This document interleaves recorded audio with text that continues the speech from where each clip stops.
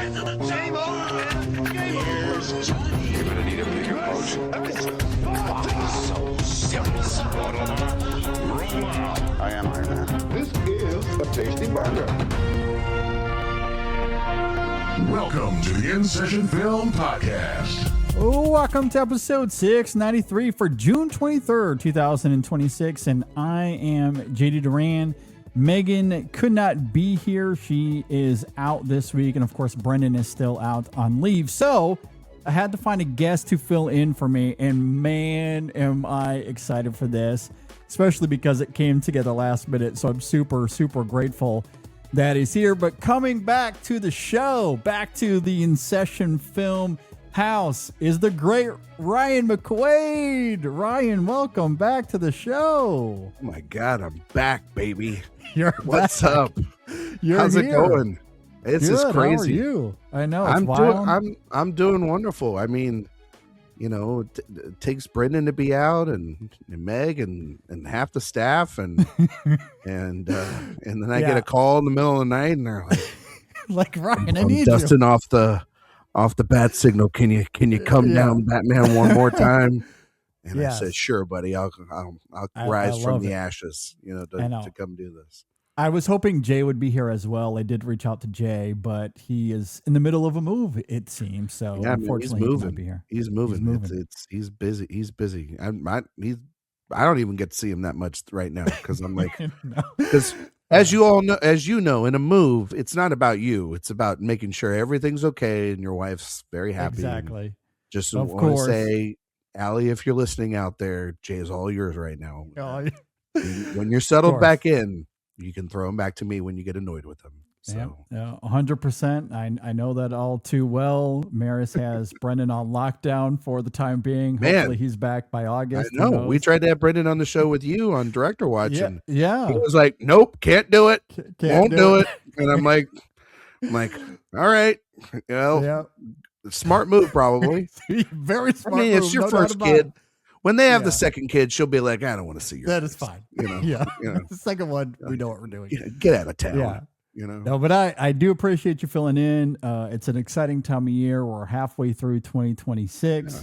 The World Cup is currently ongoing. It's been Sure. wild to see America embraced by pretty much everyone around the world.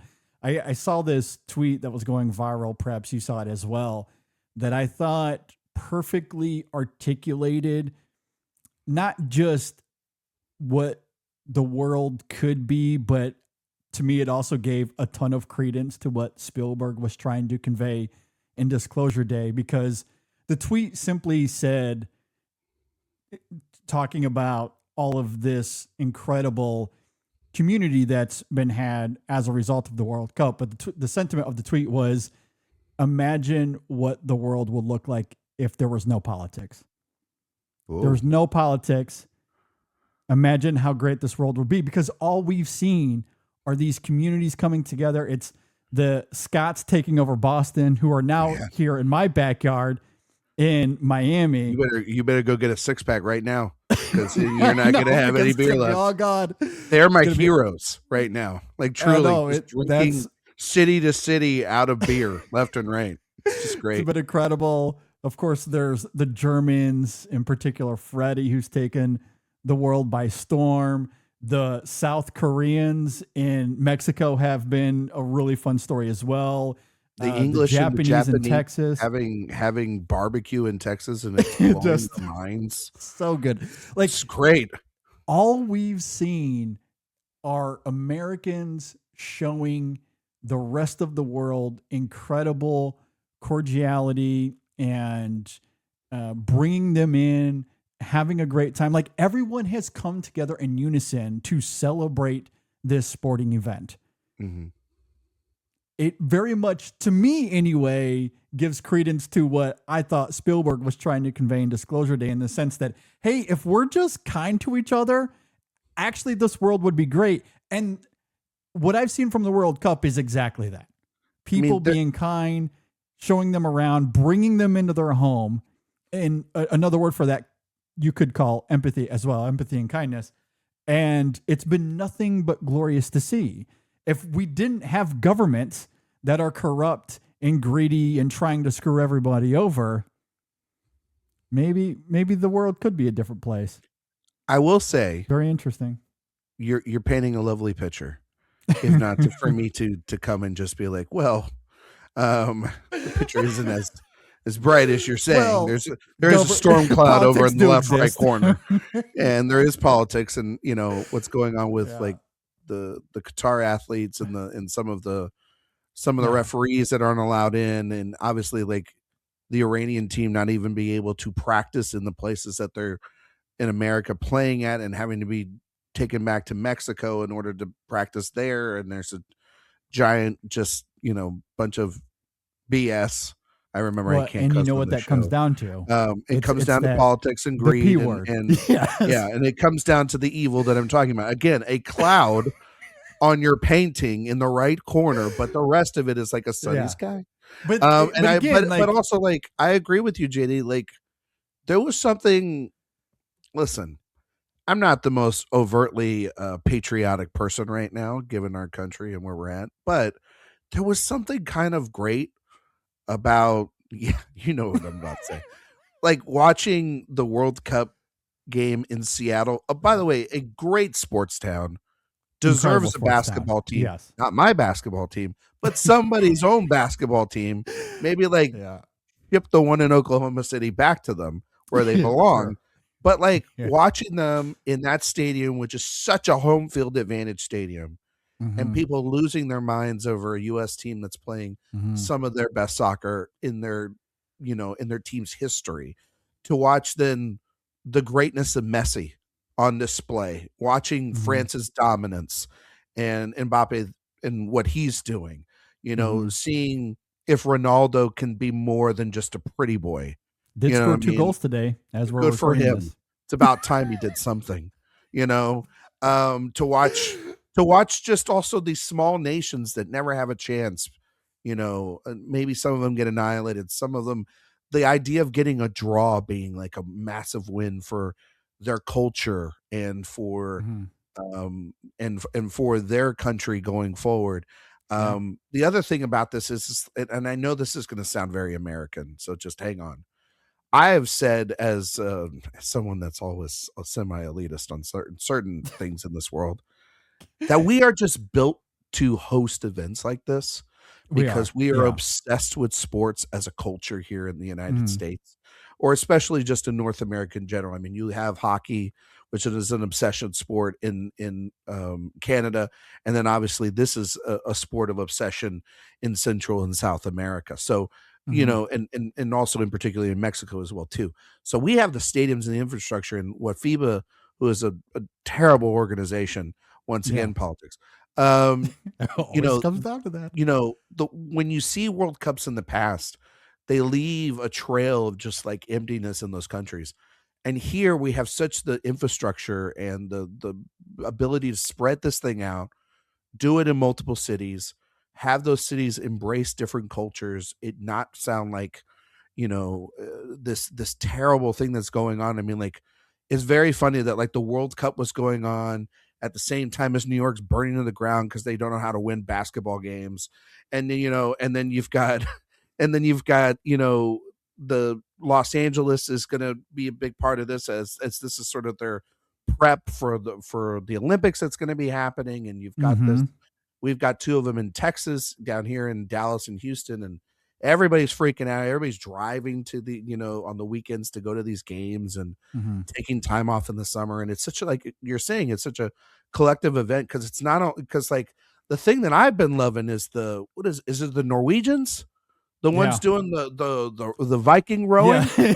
Yeah. It's like On the subway like, and the let's buses. go. And stuff. Like, it's so invigorating to It's so watch. And exciting. you're like, and we're Yeah. embracing that culture. And so it's Yeah. a It's cool been so- thing. yeah. Like, it doesn't Yeah. just have to be at the box office right now to dominate things and No, make us exactly. cool. Like, you can watch it on TV and you don't even have to be a fan of it. You can just be like, hey, this is kind of cool that like, It's so much fun. Yeah. yeah, I it's so know. much fun. They should have it every year, but then it would They get, but should then have the it every novelty year. would wear off. You know what I mean? Yeah. So I mean, you are right that the P cloud very much exists in it's the real over there. world.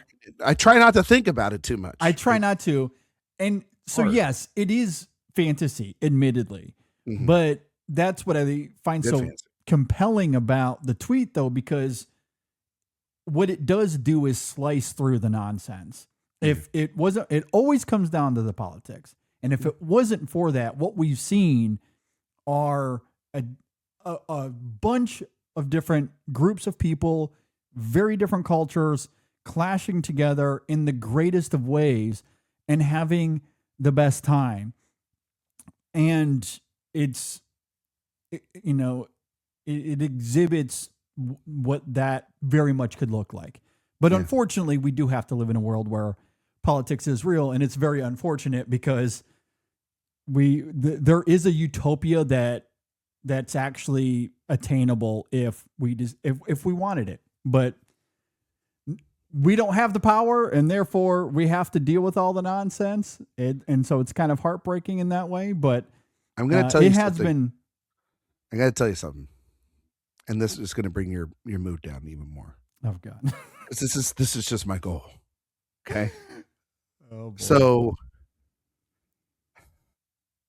you're talking about politics and the intersection between sports, which is something that people on the right especially get really mad at and saying that like sports shouldn't have anything in politics, and yet their president literally went to a NBA finals game. Like he's out there flipping the coin for the college football national championships. He literally took a soccer trophy and made it his own. He is that type of person. They had a UFC event literally on the White House lawn. Like sports and politics have always been a part of it. It's funny when people want to pick and choose it. Guarantee you this, even though you want to root for the U.S., you don't want to root for the U.S., I don't know what you want to do. Just live your life. You live in a country, you pay taxes to this place. You should probably root for it because those players have nothing to do with any of the politics that are going on. And even if they do, we can reckon with that at a different time. Here's the problem. The further they go, the more it's going to make the Cheeto think about going to one of these games. And that final is in East Rutherford, New Jersey, right there near New York. Yeah, it's going to be nearby. And I'm just saying, if somehow by a miracle, which it would be a miracle if the U.S. team got to the final, he's totally going to go there. He's totally going to jinx us. We'll lose by 8 goals, and it won't matter at the end of the day. No. So, but he'll make it by himself, and then by the 45-minute mark of that game, he'll be half asleep. So it really won't even matter. It's kind of a tale as old as time. So just enjoy the ride, and have fun with it while you can, because it's going to be gone in a week. It's the same thing I say with the Olympics. It's going to be gone in a couple of weeks.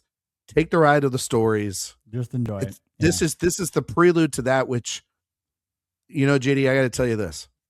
I love watching the World Cup. It's been really great so far. In 2 years, I'm going to be a fiend because I love the Summer Olympics, the stories. It's the one time where I've got to root for Steph Curry in my life. Like a couple of years ago, it's so like you get to root for these athletes. They become part of your nightly stories, and it's in our time zones, which is even better. So I'm not having to watch it at 2-3 o'clock in the morning. Some of these events, it's going to be great. So these are the great moments that we get to have.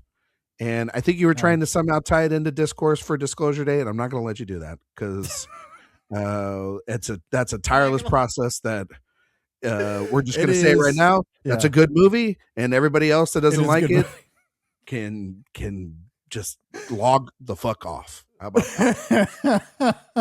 I'm back, baby. I'm there with you. I find it exhausting as well. I can't let him get to you, man. I just found it interesting because I think the sentiment Spielberg was going after, we've seen on display in huge, huge ways over the course of the last few weeks when all of these cultures have come together where politics doesn't really exist. I mean, yes, there's sports in politics, but the people that are here interacting with Americans is separate from that. They're just here to enjoy their time watching their teams play. And all we've seen are communities coming together, cultures coming together and having the greatest of times. And it's a perfect portrait of what the world could look like if we decided that we didn't want to live in a world with politics anymore. Yeah. But I understand there is a fantasy element of that because you have to, the real world does exist and we do have to deal with that. But I don't know. I just think it's an interesting conversation. But to me, it just gave credence to Spielberg and what he was trying to say there. With that, I don't know. I was thinking about how, could you imagine if he directed one of these soccer games? Those tracking shots in Disclosure Day alone, my God, all over the field. Holy shit! So good. How ground level we be with the players? Well, look, if the U.S. goes on to, if the U.S. has a run and they get to the final, there probably will be a movie made about it, and perhaps Spielberg is the guy. Who knows? He could be not Ben Stiller. Pass on that shit. Yep. I'm done with that fucker. I'll tell you that. Fair enough. All right. Well, we can move on. We have a really fun top 5 we're going to get to here in the back half of the show. Before we get to that, though, with Supergirl coming to theaters this weekend, we thought we would have a little bit of a conversation here on superhero films, having a bit of a state of kind of conversation. Where are we with superhero movies?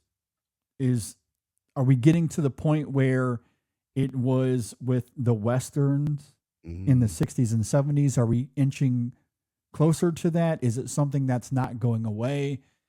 It's changing. It is evolving, but where are we with the genre? Obviously, we're going to get a ton more in the next couple of years, but Ryan, I'm curious where do you see this genre? Where is it going? Where are we headed with it? I feel like it's so lost right now as a genre, which is crazy because when I started 8 years ago doing podcasts with you, the first film JD and I ever did on an old show that doesn't exist anymore, and you can't find the audio, so don't even try to find it, was for Avengers Infinity War. Yeah. And it was leading up to this culmination of this franchise that had been bubbling for almost a decade plus. And what's so interesting is over my time here, JD, I'm not here to take shots at you, so don't think I'm going to be doing that. Okay. But JD, you have been a staunch defender for a lot of some of the storytelling decisions and directions and places we're going, not just within the MCU, but then in some other factions as well. And there've been good films. I'm not here to be the jerk that everybody thinks I am. There have been good films along the way.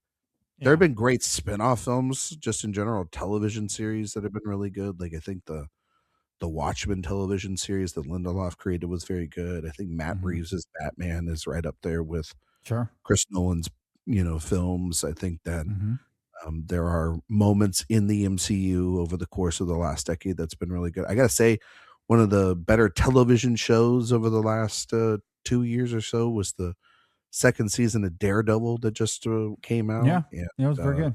The Loki TV show stuff was really good, minus a certain cast member that we won't name. And so I will say this is that I am very worried because it feels like every time we're about to silver bullet this vampire of a nightmare genre at times, it continues to get back up like it's Michael Myers. And I think of this one like I'm talking about the MCU because last year it was a disaster. Like the Thunderbolts box office was terrible. The reaction to it wasn't very good. I liked the Fantastic Four film, but audiences didn't. It seemed like got middling responses. I liked it because it felt detached from the overall machine, and you and I have talked about that before. As I think Marvel is a machine. That being said, like the reactions online to the Spider-Man trailer alone and the sale like of tickets already, you can just bread and butter the to death the fact that Batman movies and Spider-Man movies are always going to do well. and those are just consistent. What's going to be really interesting are two things. One, this weekend, I think, for Supergirl, because Superman, while I liked it last year, it was still a moderate success in the grand scope of the year that was Warner Brothers last year. It's a moderate enough success to justify itself. The Punisher television series that Gunn did, the new season, I thought was a way mixed bag. And this is film. You haven't seen Supergirl yet, I don't believe. No, I'm seeing it tomorrow as we're recording this. I haven't seen it yet. I've heard nothing but just kind of like moderate to shoulder shrug to like, I liked it. You know what I mean? And for a movie like that to be the second entry in James Gunn's new vision, and it kind of be like that already, that's not a good sign, in my opinion. And then the big test of the year is going to be Avengers Doomsday, which I think it's going to divide audiences. I really do, JD. Think that we're about to see a massive divide. Now, I think the outcome of all that for the next film, and the future of that, who knows? But I do think the whole fact we haven't seen a trailer yet, which I know is going to come soon, probably with Spider-Man. The fact that Downey's playing Dr. Doom, I still think that that's going to divide people. It's also coming out the same weekend as Dune. So Dune's Day kind of thing, people are talking about all that. I do think Dune will be looked at as the more, even though I'm not the biggest fan of the last Dune film, I think this will be looked as more of the technical achievement, and the Marvel film will look more like the Marvel film, But I don't know. It feels directionless. We were talking about, it's so funny. We were talking about all you listeners out there, professional and college football before we started any of these recordings. And I kind of feel like the genre itself feels like a little bit Wild Westy right now, because you've got Matt Reeves making his Batman sequel. You've got James Gunn trying to do a universe. You've got both on television and in the movie theaters, which you know this, like the Marvel system started failing when they went to TV. And then you got Marvel that is just trying to get people engaged back again. And then you've got success stories like Obsession, Backrooms, something like Devil Wears Prada. And you see that Marvel films, Star Wars is not engaging nearly as much in IP. So I think it might be an IP problem, but it's weird because I don't think we've never seen such a rise. And then it's not even like a fast decline. It's been a slow self-inflicting drip that's caused. And it's kind of sad because it then makes you go back and think, wow, that Infinity Saga actually really did have a point to it. Yeah. And it yeah, they had a plan it did on that thing, right? Yeah. So I'm in the middle on all of it. It's weird. It's a weird place to be in. It is a weird place to be in, and I'm sure you guys have talked about this a little bit over at Awards Watch the last few years. We certainly have here as well, in the sense that, the genre has been in a bit of a stalemate, and much of it is self-inflicted. When you look at what Marvel decided to do post Infinity War and Endgame, and decided to go to this multiverse route. And while there were some good movies in there, I will defend Eternals all day, maybe to Ryan's point. I do have some films here that I'll champion. That's certainly one of them. I thought Shang-Chi was okay. I enjoyed that. I thought Spider-Man No Way Home was pretty great. But generally, even though there are pockets where we can pick and choose the films that we all liked and disliked, the biggest problem with Phase 4, we all know, is that they didn't really have much of a vision. They wanted to introduce new characters that they could implement into the new phase. They were taking their time. They were going about the multiverse saga way too slow. And then on top of that, they introduced an overarching antagonist, a new villain, a new Thanos, if you will, that nobody really cared all that much about unless you were super nerdy into the comics.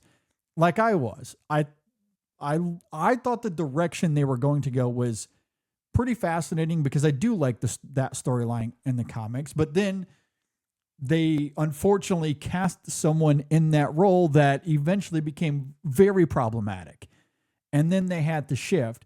So part of the stalemate now is not only the self-inflicted wound of we took too long to really develop phase 4, but then we cast the wrong person in the role. Now we have to shift gears entirely. And since we've already talked about sports, the analogy that comes to mind for me, and I'm much more of a hockey person, I'm sure there are NBA and basketball examples that you could bring up, Ryan. But for me, I think about NHL teams that decide to do a completely new rebuild, but they make the wrong draft picks and they make the wrong trades. And then just as things might starting to get interesting, they have to do a rebuild all over again. And so what was supposed to be a 4 or 5 year process has now turned into a decade. Looking at you, the Detroit Red Wings, not bitter about it. I was going to say, JD, you're speaking right to my language because that's exactly what Miami just did with the Giannis Antetokounmpo trade with Milwaukee. Sure. Yeah. It's like they traded all their players who were like a play-in team for like arguably a top 5 player in the league. Yeah. But now have no cap because he makes like 70 million. They have 18 million left to get 9 other guys on their roster. And you're just like, what the hell are you doing? Like it doesn't. So like, it's kind of like the MCU. Like they're going to have a Spider-Man movie come out. Yeah. It's going to make like $1 billion, like easy, right? Mm-hmm. Easy. Going to make $1 billion. But like that money's going to go away. And then when they have to do their Thunderbolts or their Fantastic Four, or God forbid when they need to do that X-Men shit again, in their own brand, right? Yeah. Then it's kind of like, you see where like they get a win because it's something that audiences, like the Deadpool movie was a win, but they needed that because like before that there was a run of just like middling television series and in bad movies. Like I'm looking at you, Quantumania, like stuff like that. Yeah. And that's the when idea of like I think connecting everything to everyone and all this stuff, like it felt directionless, to your point. Like that's where the sports analogy come from, where you see it and you go, is anyone there making decisions? But here's the thing. These are incompetent GMs you're talking about. We're talking about a producer and a head of a studio that made like $1 billion hit after hit. And that's the thing, right? The sauce. You have a GM that won the Stanley Cup, that won the NBA final, and is given carte blanche essentially. But then after winning the championship, made a bunch of shitty decisions. Yeah, and then he's just like, you know what? I don't like winning. Yes. And so I think my fans hate it too. Yeah, and now we have to start the rebuild all over again, which now they've done because now they've pivoted from multiverse to Secret Wars. And so it's just dumb. Like, I'm sorry. And kind of a combination thing, because obviously multiverse is a big part of what's still about to play, but we have pivoted the direction of it. So now at least we know what the end goal is. There is a vision now, but it's a matter of is he a part implementation. Of it? The vision? No, I'm just kidding. What's that? I was just messing with gotcha. you. That was a vision so like joke. We're kind of at the beginning stages of it, and there's still been some mixed results. And I think what's unfortunate about last year, and again, this might just be the JD thing coming into this equation. I guess maybe I'm just in a minority when it comes to this. I don't know. But I thought Thunderbolts was incredible. To me, that's top tier MCU, hands down. I absolutely loved it. I think it's easily the best work they've done since Infinity War and Endgame.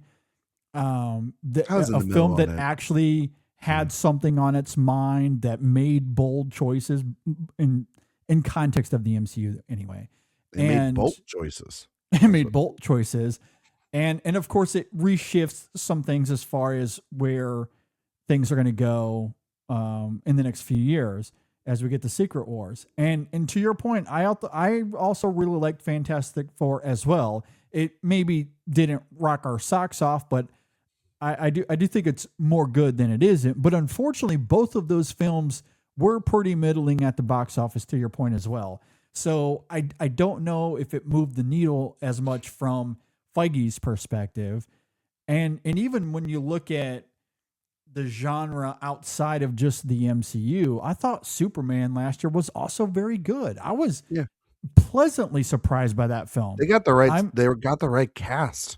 That's the thing about that movie. It's like, even if some of that stuff doesn't all work, like the story or some of the humor, they got the right people in the roles. And I loved it. It was one of my favorite scores of last year. There were some incredible emotional moments to it that were impactful.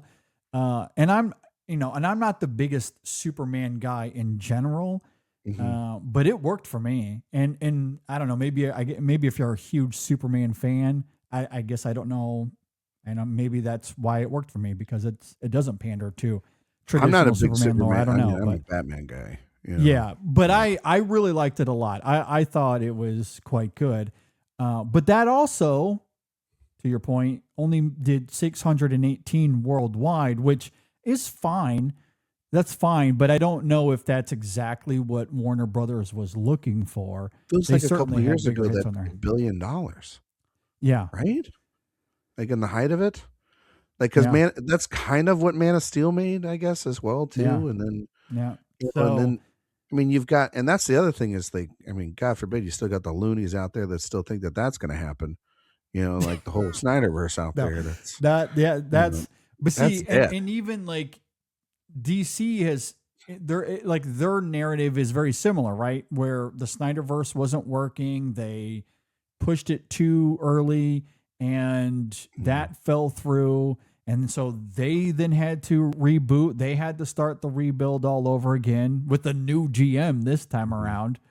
Unlike the MCU, which at least had the same GM, but the DCU, they just went in a completely new direction altogether. And at the same time, they've got like this other derivative going on that's surprisingly more popular than anything they're going to make. With the Reeves stuff. The Reeves stuff. Yeah. You know, which has been phenomenal. But JD, I'm going to tell you this, through all this meddling stuff, if you gave me a chance to see the Batman Part 2 right now, I'd take that in a heartbeat, because I just trust Matt Reeves. Because he's just a guy that, as well. Yeah. Because you and I have been on this train for years. I think Matt Reeves is one of the best filmmakers, not just with IP, because what he did with the, Let the Right One In and the Planet of the Apes films is extraordinary. Yeah. He's just one of the best directors, period. And he works with quality talent, and they're letting him write. They're kind of letting him do his Nolan thing right now. And I think he's got the sauce to be like the next guy, to make an original film 100%. that'll blow our minds and our socks off. But he's doing that right now with Batman, which is cool. And Pattinson's locked in. And again, great casting. I do not want to see any of that connect with inside, James Gunn's universe. And they said that it isn't. But that's the sort of weird thing about it. It's like, if the Batman Part 2 was coming out this weekend, the anticipation, we wouldn't be talking about any of this. We would just be like, we're waiting to talk about that movie. Let's go. Let's get into it. Let's talk about those villains. Like, we would be psyched for that thing. And instead, what's so interesting is like the buildup for this Supergirl film, which is not I don't know if necessarily it comes from a graphic novel that's supposedly like very good. My wife's read it. She says it's a fantastic graphic novel that this movie is based off of. Doesn't necessarily, JD, seem like it would have been the right move to go into a Supergirl movie right after Superman. Like, it feels like the Lantern show should have already been out by now. I'm not saying like maybe a new Wonder Woman movie or their version of Batman, or just straight into a the sequel for Superman or whatever to build out a Justice League. Like, I don't know, but there's not anticipation for this. And I don't think that it's the usual, like, sort of BS sexist shit that you find out there, when a female superhero movie comes out. I don't think that that's the case here. I just don't think that, like, I just think people care, which is crazy. Yeah. And I think we've gotten to a point where, for me, it's twofold, and I don't think it's overly complicated. There is the saturation of it all. Yeah. We get so many of these each and every year. We just saw it last year. For me personally, and I made this argument before. In fact, I might have made this argument to you, Ryan, even when you were on the show some years ago. But the oversaturation argument for me is irrelevant, because I watch 300 movies a year, 130 of those are new releases, and I'm on the low end. The Ryan McQuades of the world are doubling those numbers. So 2, 3, 4 superhero movies out of 400 means absolutely nothing to me. I could watch 8. You could give me a dozen superhero movies a year. It doesn't really move the needle for me because I'm watching these movies all the time. But you and I, Ryan, are not indicative of the broader audience. My brother, for example, who is not a cinephile, God love him, he goes to the movies maybe 3 times a year. So if his options are 3 superhero movies, and obviously combined with every studio, there are typically more than 3, maybe that's all he's going to see. So for those audiences, it is a lot. And that's where the oversaturation can certainly become a big problem. But the other end of this, I think, kind of comes down to not just quality, but how these films are being made. Yeah. And I was going to say quality's got to, and all that's got to and they're very much tethered. They're very much tethered. But again, there's exceptions to the rule. And obviously we can debate that. I think Thunderbolts is great. Maybe other people think Superman was phenomenal. Maybe other people are really high on Hellboy the Crooked Man. I don't know. There are certainly... No. I don't think anyone is.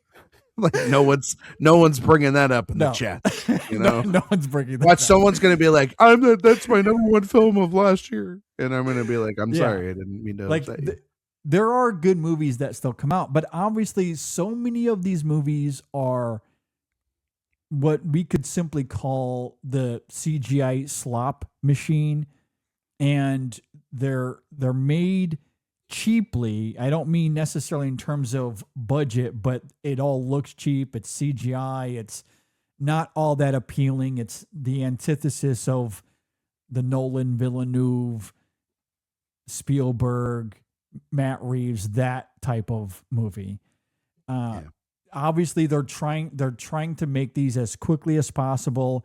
The CGI artists are overworked, and now we're in an era where AI is going to be able to make all of that happen quicker and more cheaply. This time I do mean that literally. Financially, well, maybe in theory, because the cost of AI is also kind of astronomical when you're operating on those levels. But I would imagine the studios are implementing it because it is cost effective, at least to some degree. And so now that's going to be a big part of the process as well. This is why I wonder if we're getting closer and closer to the superhero movie being the way of the Western. And in another 10 years, is it something that we're even talking about routinely? I think Spider-Man Brand New Day and Doomsday especially will give us that answer. If those 2 films falter, if Doomsday fails to crack $1 billion, I think we might be at a breaking point. And there's a very real reality, I think, where Marvel completely resets and takes a break, and they're going to be forced to restructure themselves if that film fails. They are banking on that movie doing $2 billion. Now it could do that. It very well could. Nostalgia very much works. We know that. Deadpool and Wolverine is certainly evidence of it.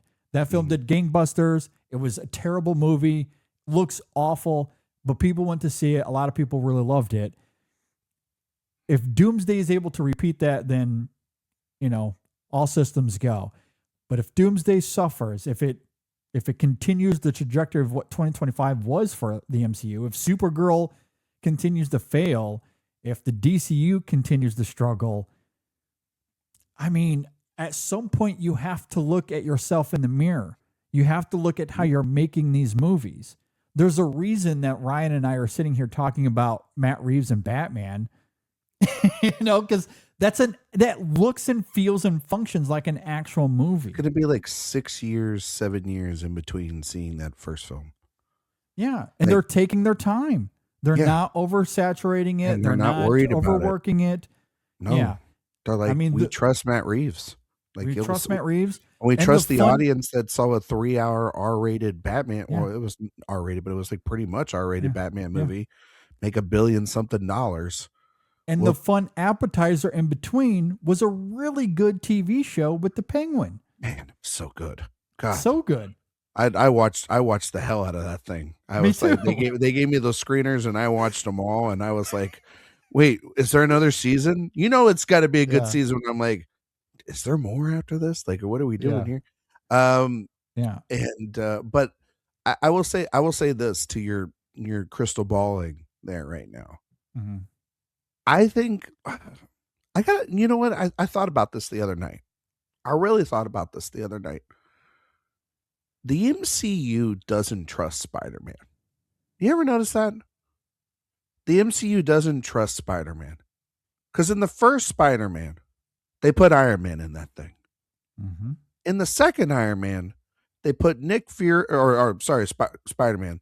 They put Nick Fury. They put Jake Gyllenhaal. They put in the what is it, the aliens from the Captain Marvel, the Kralls or the Krulls. They put a lot of tie-ins and happies in those movies as well. And then the piece de resistance with the third one is we're going to put every Spider-Man that's ever been on the screen. And then the marketing for this, which is why I think it's kind of frustrating. The marketing of this movie has the Hulk in it and the Punisher. The Hulk, by the way, if you're to your point, if you use your argument for your brother, right? Mm-hmm. Yeah. If your brother hadn't watched any of the television series, you would not know where the hell the Hulk has been since Avengers Endgame, right? Has he been in a movie since Avengers Endgame? Because he wasn't in the Thor film. No, and he wasn't in Shang-Chi, and he wasn't in Doctor Strange, and he wasn't in any of these movies. He's only been in like She-Hulk, right? An appearance in Brave New World? Did he have? I don't remember. I don't think he had one there. We just had Red Hulk in that one. Yeah, it was just Red Hulk. Yeah, no Bruce Banner. Yeah, so there's that. Yeah, you'd have to watch a lot of multiple seasons of television to understand who the Punisher is at this point, including a god-awful 44-minute, just like absolutely batshit insane, like just episode of television that they released on Disney Plus a couple of months ago that I just caught up with. That is half a movie. Bernthal in it though. Yeah, I mean, like it's half a movie. JD, it's weird. It is half a movie. It's so weird. What is Judith Light doing in that movie at all? Like, it just ends. Like it just ends. It makes no sense. It's like a bad pilot. You know what I mean? It's very weird. It's a lot of killing and a lot of just it's strange, and it's got a thing of violence at the beginning of it that's just like. With a dog that's just like it's so much. It's so mean spirited, in my opinion. I don't mind that. It's just like it's such a. If you watch him in the Daredevil show, then you watch this. It's like it's completely night and day. So that's what you got to catch up with in order to get on board with this movie. Yet, because it's Spider-Man, its sales have been crazy. I'm curious about the second and the third weekend.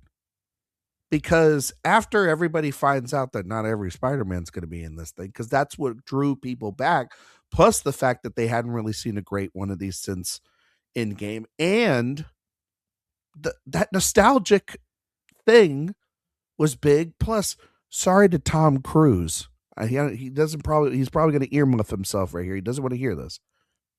But this was really the movie that got people back to the theater, was that Spider-Man movie. It made like $2 billion. It made a crap ton of money. Crap ton of money. So that's the one where I go, if that can't make $1.5 billion,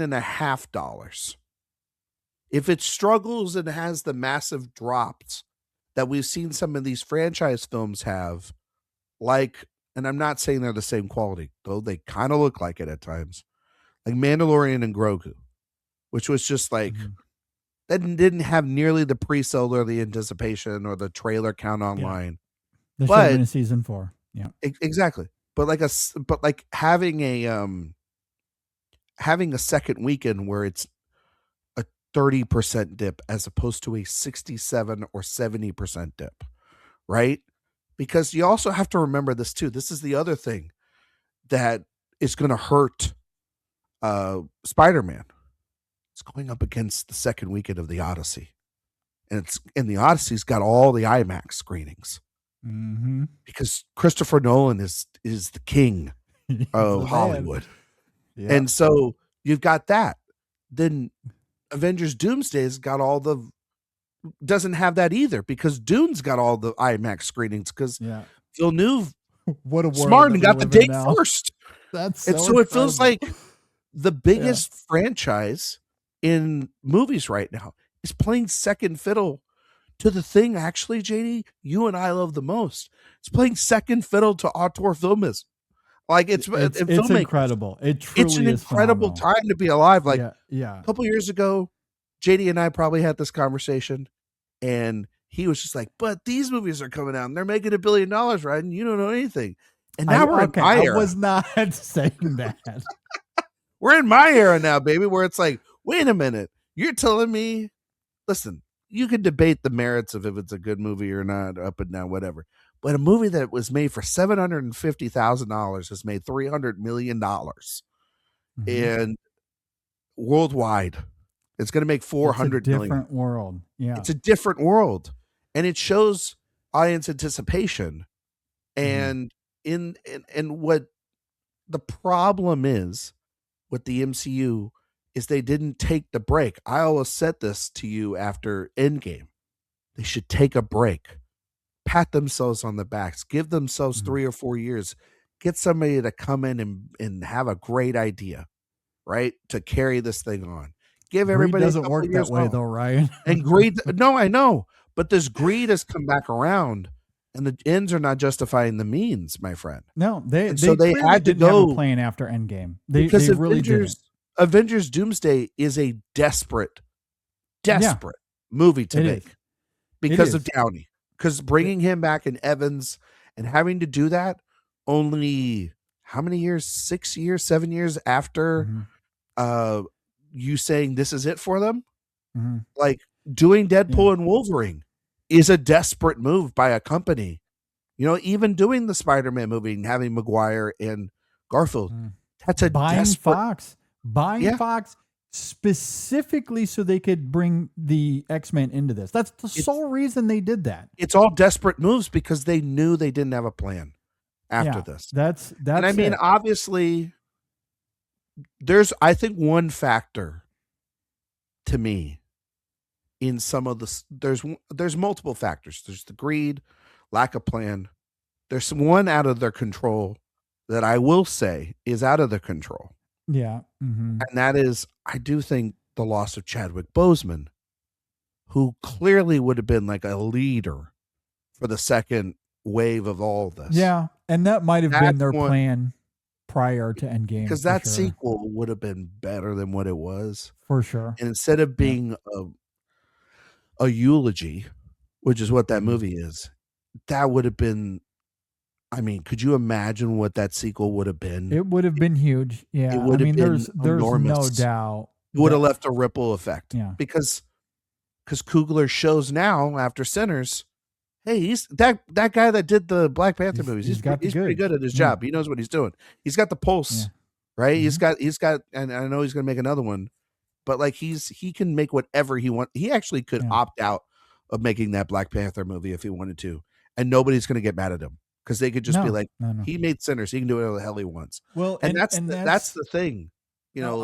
And I agree. I think what's interesting in this, I think what you're saying very much tethers to my point of how they've been making these movies for 10 years now has been weighing on audiences, and the quality has diminished severely quite a bit over those 10 years as well. And as a result, what they're yearning for now are the Sinners of the world and Nolan and Villeneuve and Matt Reeves, even though he's doing Batman, but it's a very different style.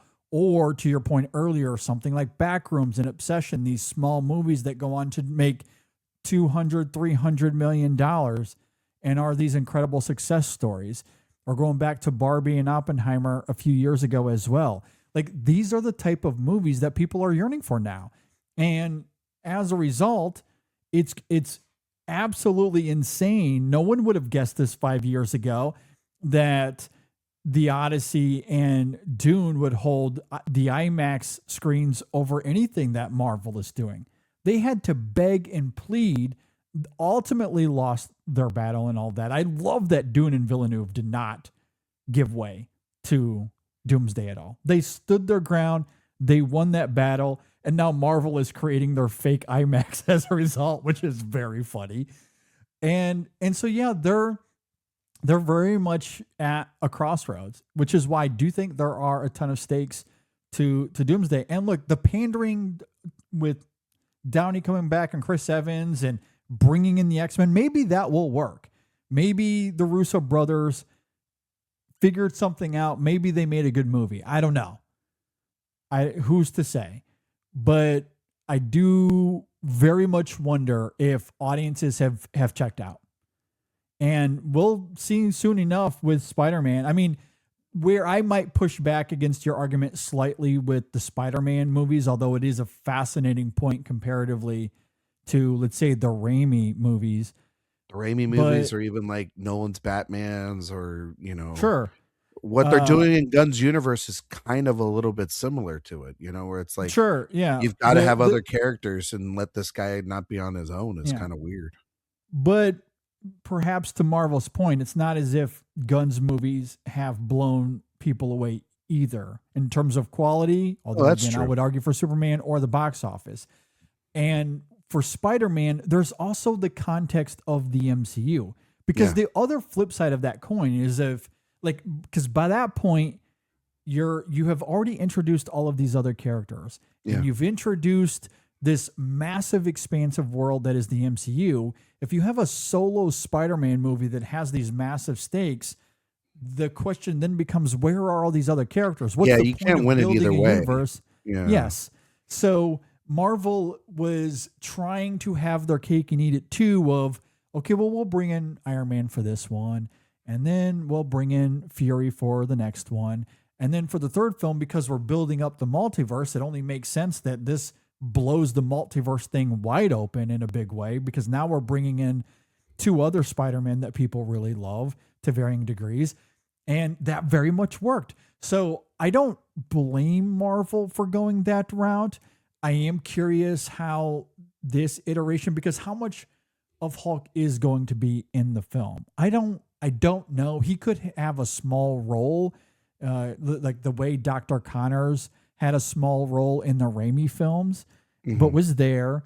That's a big character in Spider-Man lore, but he had a small role in those films. So there is a chance that Hulk is just playing that role in this specific movie. And I'm kind of wondering if the whole Punisher thing is a cold open. Like, that just screams a cold open I to hope me. so. And that's all it is. So you hear Tom Holland talking. He's like, I can't wait for people to see John Barenthal in this movie, and you're like, oh shit, he's got a lot. But see, because we got to sell tickets, Bubba. We got I to know. get people No, in the you seats. don't. You know, You don't need to sell tickets, man. This is a character you don't have to sell tickets for. Well, and that's a great point. But it's a different world now, right? You reset the clock on this guy. You could do whatever the hell you want, and you're doing the same recipe. That's the thing about the last one. And that's a good point. It is Spider-Man. To your point, it should sell itself. I watched 5 movies of this guy before Holland came here, where he was just dominating the box office. And there's a movie where he's dancing down the goddamn street. You know what I mean? So like, this character is in the canon of just being able to do whatever he wants. Yeah, and so that's why I feel like it's a little bit hand-holding of an audience, in my opinion. Perhaps.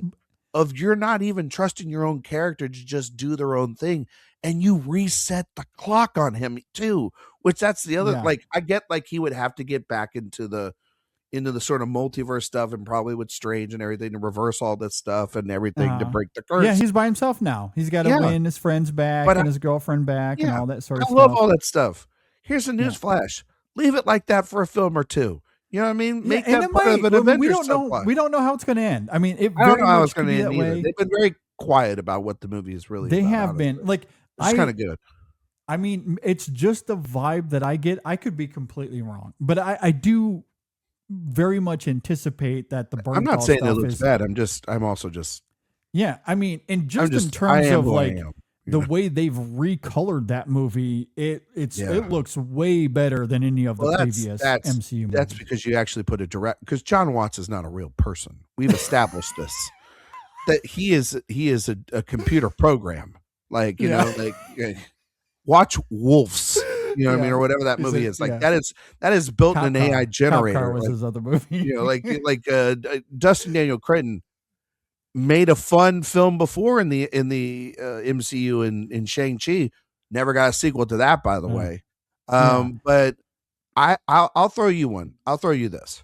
Well, can I finish my point earlier? Yeah. Because I was going to say something about your box office point. Yeah, because and that's I wanted to come back to that too, because we do laugh and joke. It's Spider-Man. It should sell itself, but the reality is we do live in a world now where Marvel does have to sell itself. Spider-Man or not, Avengers or not, they do have to sell themselves now, because Odyssey owns IMAX. Dune will own IMAX.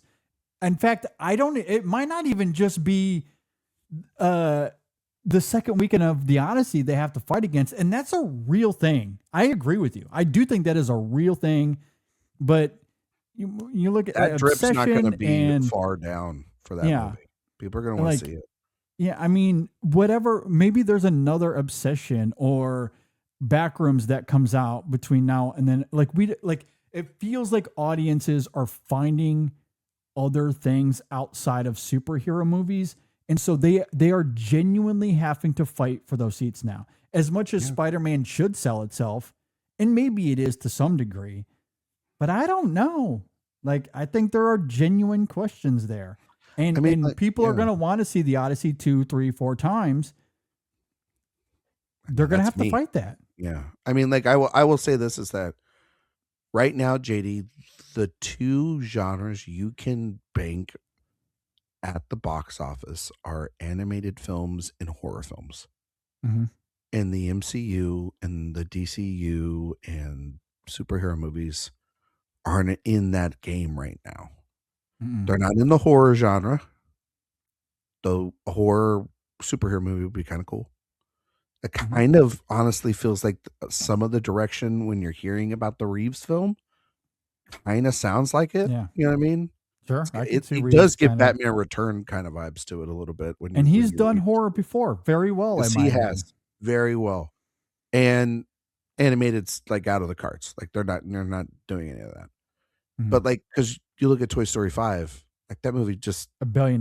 It's on its way. It's gonna make $1 billion by this week. It's gonna be insane. Yeah. And that and it'll easily get 2. Like I think it'll get to 2 billion. When you're talking about Avengers and you're saying if it makes $1 billion, the problem is Avengers has to make $2 billion to justify itself, because that's the standard It's set Yeah. for itself. And so Well, anything yeah. under 2 billion, because that's what Infinity War and Endgame made.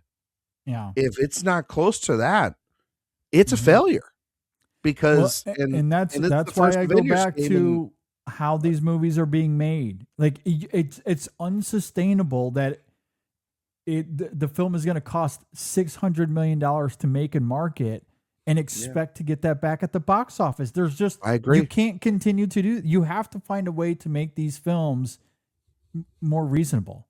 Did you read that the rate they article used or to. or see that thing about the Jurassic Park movie that came out last year? Jurassic World film. That it's now the that had the biggest budget now, or Yeah, it's like that something like it was that. made actually for $600 million and Yeah, not like 175 or 200 like they said it was. So yeah, it was made like 3 times. So basically insane. it didn't make any money. No, yeah, it lost. All, yeah, It lost money. you can't make movies for $600 million and expect But like to make. but No. they lied. That's the thing. Like Yeah, and it's so like if a movie like that, which got generally positive ish reviews from people and made a ton of money and all that, and generally the effects in that movie were finished. That's the thing about Marvel movies, is like their effects are never finished. They look like crap. They look like television shows done on inflated budgets. Like that's the other thing about like Supergirl, not to like cross the streams here, because we're doing a lot of Ghostbusters cross the streams here. Mhm. But I think the other reason why people aren't talking about this movie is because from CinemaCon, all the talk was this movie stinks or it looks terrible. Now, that was the same reaction for Superman, but that's kind of like a fool me once, sort of shame on you kind of thing. And then the movie got good reviews. The review embargo's out tomorrow. At the time we're recording this, it'll be out tomorrow. And I guarantee it's going to probably be like in the 80% for Rotten Tomatoes, which is like being a B plus on a cinema score. Like you want to be in the 90s, because given the fact that everybody's on Rotten Tomatoes nowadays, and like it's easy to win over a crowd. Like you should have like 85 to 90% on Rotten Tomatoes, and you should have an A- to A cinema score. And maybe it gets an A- cinema score, but it's not going to get that, I don't think, in the critics. And it could, and I agreed with Andrew over at Discussing Film. He said that there are going to be a select section of people tomorrow when those reviews come out. They're going to have their knives ready to destroy this movie, regardless of what content was already in this to begin with. And to those people, like, those aren't real people. They shouldn't have the credentials to do any of this stuff. I agree. But if there are people that are criticizing it, and have genuine points about the film and genuine takes, and it does tie into an overarching cathartic conversation about where these films are, because we're just spitting them out every year to fill a quota to have them on a calendar, then I do think that that's relevant of a conversation. Because I mean, like, I will tell you this, JD, I really am like up and down on whether I care a lot about the Supergirl movie. I do want to watch Lanterns though, because Lantern sounds cool, and like I'm big dumb fun with Lanterns. True Detective style Lantern show, give me that. That sounds cool. The problem is, it's like Supergirl looks exactly like the movie I got last year, which is like fun, but it's not going to have the funny director making it. It's got Craig Gillespie directing it, not Gunn. So like that loses some of the flavor there. And yeah, that's fair. And like it looks CGI gobbledygook, like you talked about. And I bet you Avengers is going to have CGI gobbledygook. And I know Spider-Man's going to have some CGI gobbledygook in it. And that's the other thing, is like that second weekend for the Odyssey is going to do so well, because all that stuff, he's doing it. There's there's barely CGI or any CGI. A lot of it's going to be, because just hates special effects done that way. He likes to do it old school. Same with Villeneuve, right? And audiences, when they spend this money, and you mentioned this earlier, like I didn't get a critic screening for Toy Story 5, which is another whole thing in its own self. I know. So I had to go see it in theaters, and I saw it at the great time of 10:15 at night, when you're not. That's when you're supposed to watch a kids movie. It's 10:15 at night. No children within a mile of that screening. Does that mean I could cry as much as I wanted that movie and nobody could say anything? Yeah. The ticket was $19. If you want, if you want popcorn and soda, that's another $25. You have kids. If you and the wife want to go out and you got to get a sitter, that's probably at least running you $50 these days. So you're talking about a $100 night, and the movie better be good. You know what I mean? And that's why they part of it save their too. money for the Odyssey, or they're going to save their money for Dune, or they're going to save their money for One Battle After Another, or for Sinners, or whatever, because they're like, I've been burned, and that's the thing. They've been burned by some of these superhero movies.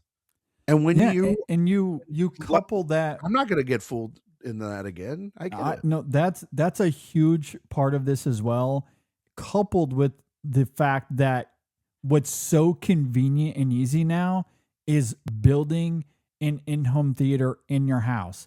TVs are extremely affordable. Surround sound systems are extremely affordable.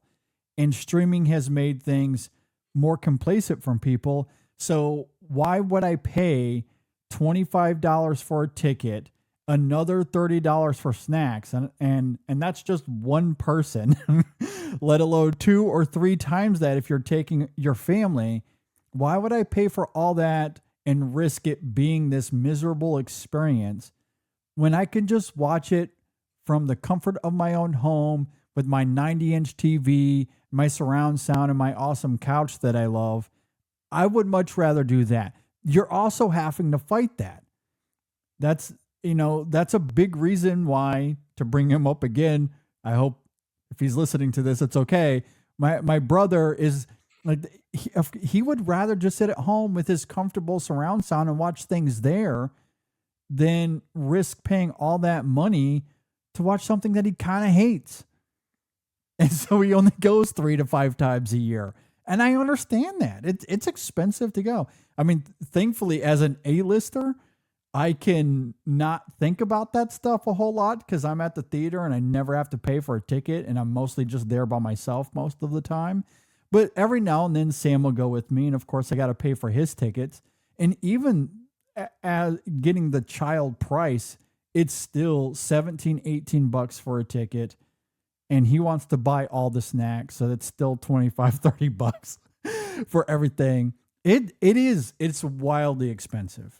And I don't think that's changing anytime soon, given the pricing of everything and the economy and inflation. It's absolutely wild and out of control. So that's not going to change. At a certain point, quality and how you make these movies has to be the central factor. It's got to be. Otherwise, it's got to be. Bye-bye superhero movies. I don't think we're going to see them a whole lot anymore. If that's the trajectory it's going to keep going. But I totally agree. I mean, at the end of the day, just make good movies. Make good movies. That's it. Yeah. All right, let's talk about Crime 101, the Bart Layton film. It came out earlier in the year, starring Chris Hemsworth, Mark Ruffalo, Barry Keoghan, Halle Berry. We actually did a review for it on the show, and I'm a big fan. I think it is quite good, maybe a bit underrated. It is now out on Blu-ray, so you can go and have this for yourself. And yes, it's a little bit of a Michael Mann ripoff, but I say that very complimentary. I think it's very good in terms of tapping into those Michael Mann sensibilities. Great performances, good mystery, good tension throughout, very well directed. I highly recommend people go ahead and give this one a go. Again, it is out on Blu-ray and 4K right now, and we have 5 Blu-rays to give away of the film. We have 5 of them Follow us on social media at In Session Film on Twitter and Instagram. We're going to put out a post. All you have to do is interact with the post, and you will be automatically entered into winning one of these Blu-rays. We're very excited about this. I wish that I could keep one of them myself because, again, I'm a big fan of the film. I think it is very, very good. Again, starring Chris Hemsworth, Mark Ruffalo, Barry Keoghan, Halle Berry. Also features Monica Barbaro, Corey Hawkins, Jennifer Jason Leigh, and Nick Nolte in a small role. And I definitely encourage people to go and check it out. Again, very good, a bit underrated. I like it. So follow us on social media. Look out for our post, and you'll be automatically entered. And we thank Creme 101 for their support. All right, let's talk about coffee. I love coffee. You love coffee. We all live and thrive on it. And if you're going to drink coffee, I highly encourage you to check out Coffee Cult, who sources the top 2 specialty coffees in the world. When we're talking about greatness, there is an actual number to it in coffee. There is a grading system. And the way coffees are graded, there's obviously a lot of nuances that go into that. But what Coffee Court sources are these high-grade coffees. So it's not commercial coffee. It's not your store-bought coffee. Look, all of that, if that's your cup of, I wasn't going to say tea, but cup of coffee, I guess, then that's perfectly fair. Coffee Cult, though, it is all about premium, high-end gourmet coffee. It is fantastic. It has sophisticated notes that you can taste without adding any milk or sugar or anything to it. I mean, my favorite is the Ethiopian coffees. They're fruit forward. The Harar especially, it tastes like a blueberry muffin. It is absolutely tremendous. Or the Sumatra is really textured in its oaty and chocolatey notes. They have a ton of great coffees. You can get the dark roast blend. They have a medium roast blend. They have single origin coffees if you just want to try the single origins. It's all terrific. So go to coffeecult.com, coffee with a K, cult with a K, coffeecult.com. At checkout, use the code ISF26. Again, that code is ISF26, 15% off. You're going to love it. I promise you're going to love it. Because the other thing is it's roast to order. So this coffee isn't just sitting around in a warehouse. If you go to the website, use the code, you order, you're going to get a bag that week or early the next week if you order on like a Friday. But it is roast to order. So they roast it fresh, you get it fresh, and it's high end. I mean, what's not to like there? So go check them out, coffeecult.com. Again, that code is ISF26, and we thank Coffee Cult for their support. All right, let's get into our top 5 here. So this is going to be really fun. With our top 5, we are discussing films and box sets that we want to see in the Criterion channel doing the Lord's work.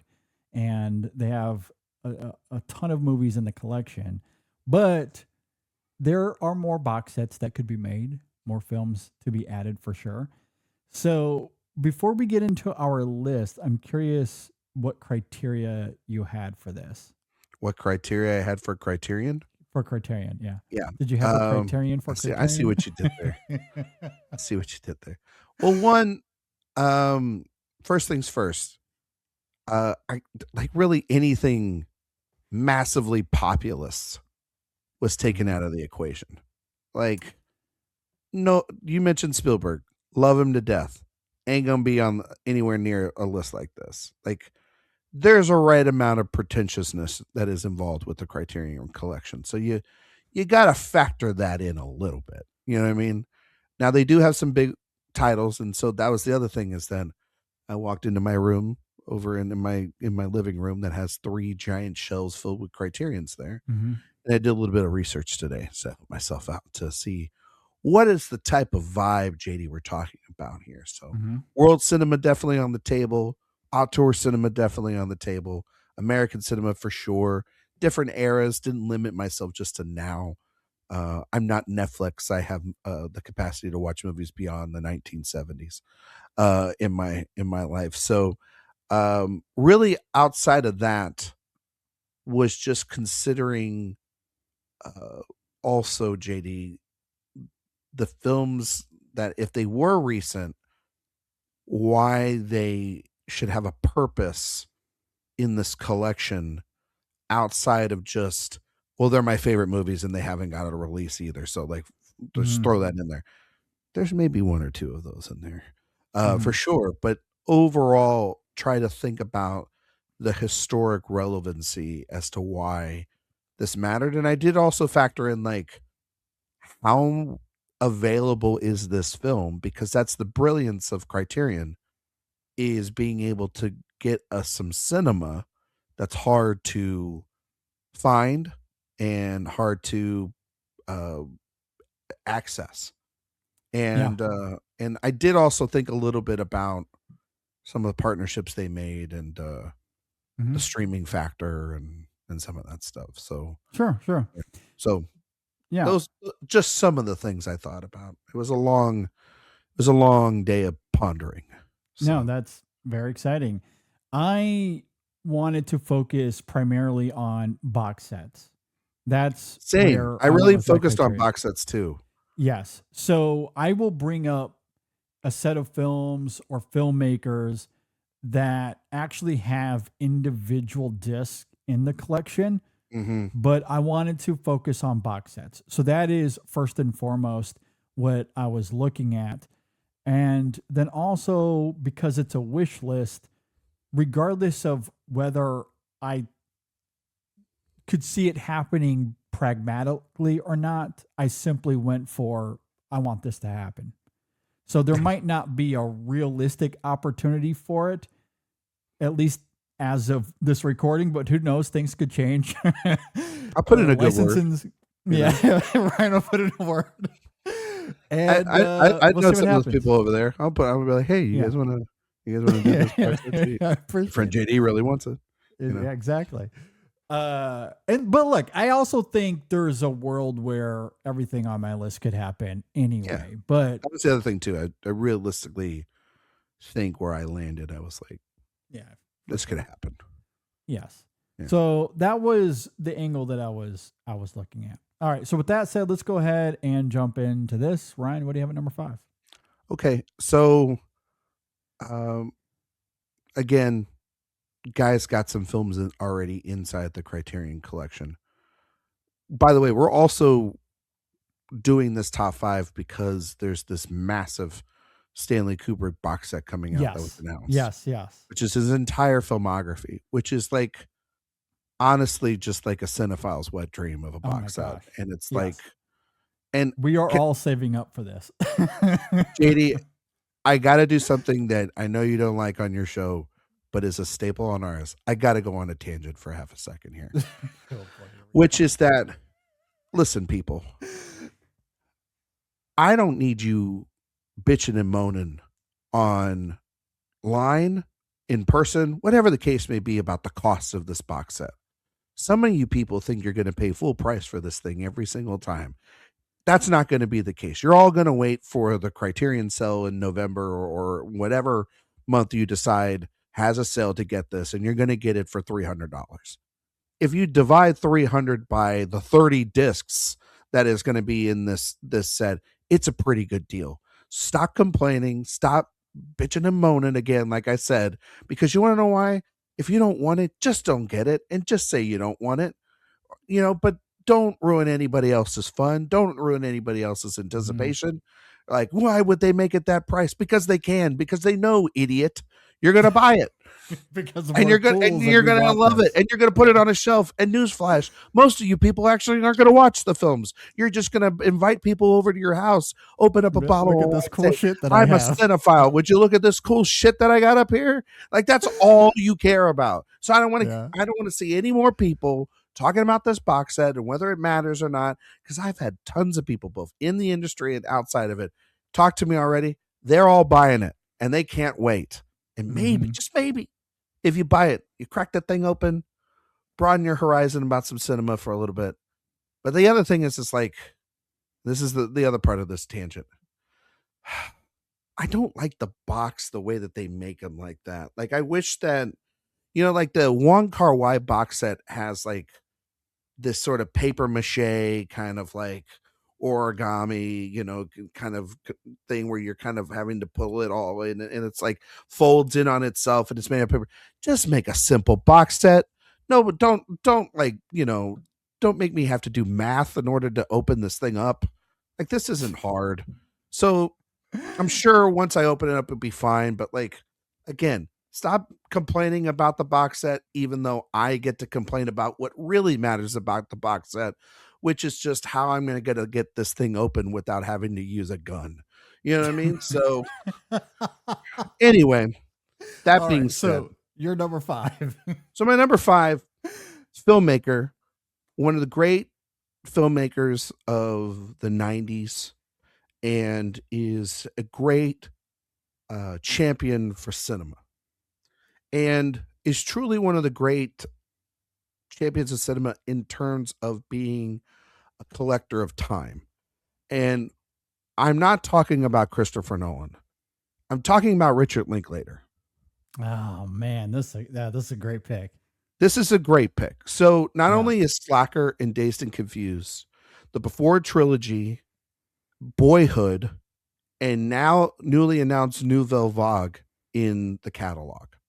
But then we get a chance to really get some films that you can't find. And that's the other thing, JD, is like, there's going to be some titles here inside of all of this that I really want to reiterate about, that like, it is so hard to find in Richard Linklater's, just on like Blu-ray, some like films like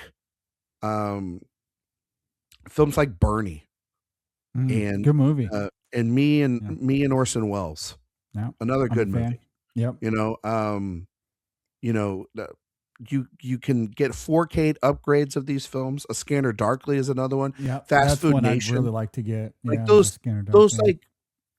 like mid 2000s films that he really was great at. Now, obviously, then you get to throw in a Criterion, maybe solo copy of School of Rock, which would like really get all the people really excited. But then, like, like Everybody Wants Some or Last Flag Flying, you get to throw that in there. But here's the other kicker. Here's the big kicker. Netflix has 2 of his movies. And in a box set, Apollo 10.5, A Space Age Childhood, and Hitman would get physical media releases. Now, this is one of the only times. Well, this isn't true. I've got another one here in my next pick that I'm going to talk about that would get this. But outside of these 2, I think that it's really just those, unless I've miscalculated here.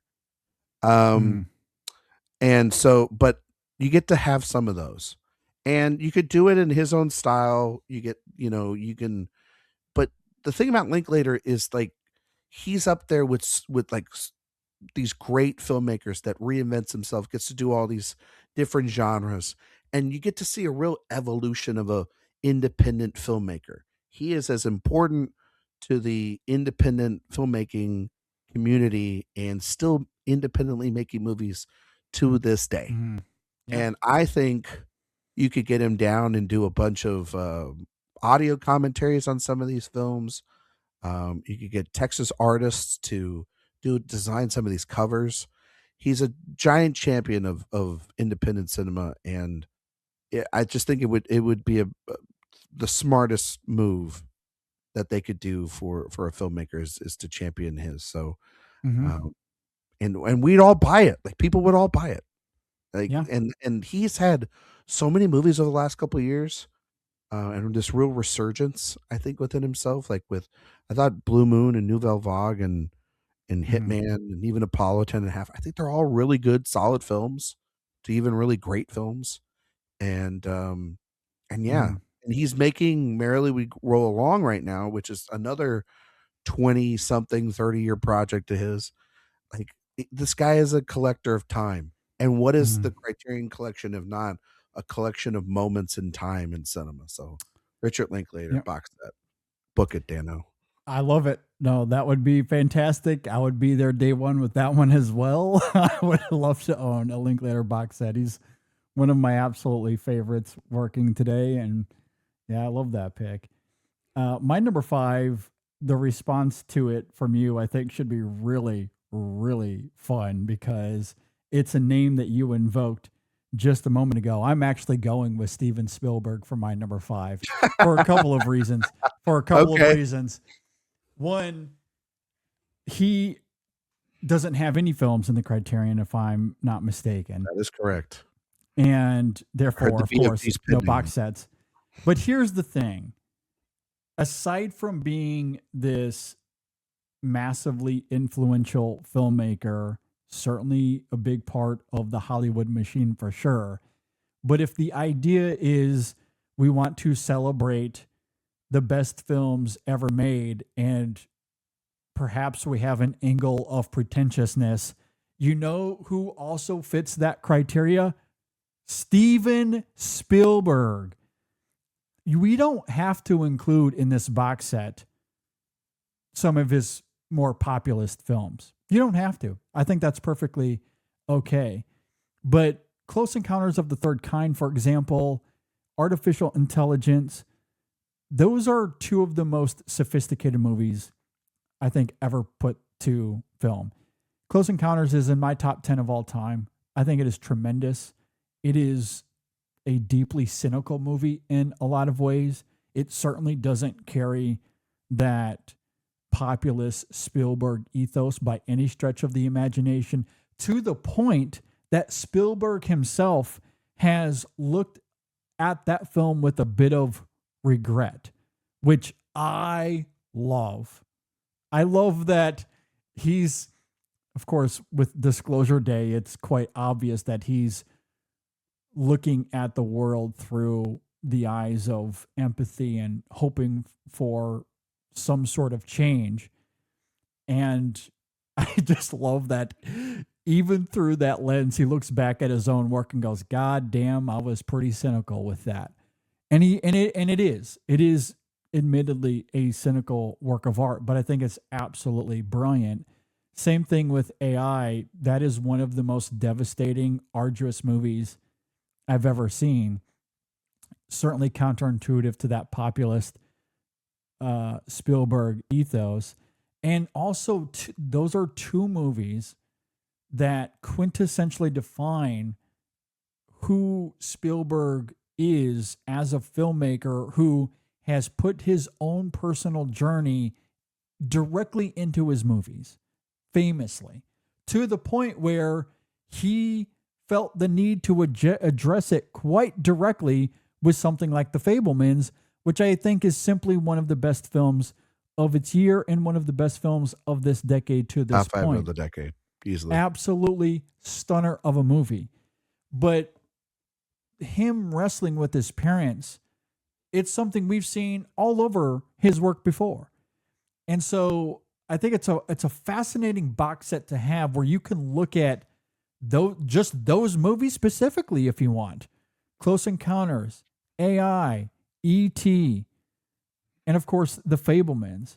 Those four are a great foundation for a box set with Spielberg that perhaps is counterintuitive to his more traditional reputation. And then you can maybe look at other movies such as Munich, for example, which I think is one of the quintessential post 9/11 movies that came out during the 2000s. Schindler's List can perhaps get on that list as well, even though that came out in the early 90s. It's also this bleak work of art that holds up as one of his very best movies as well. Catch Me If You Can is quite terrific. I would put that in the box set.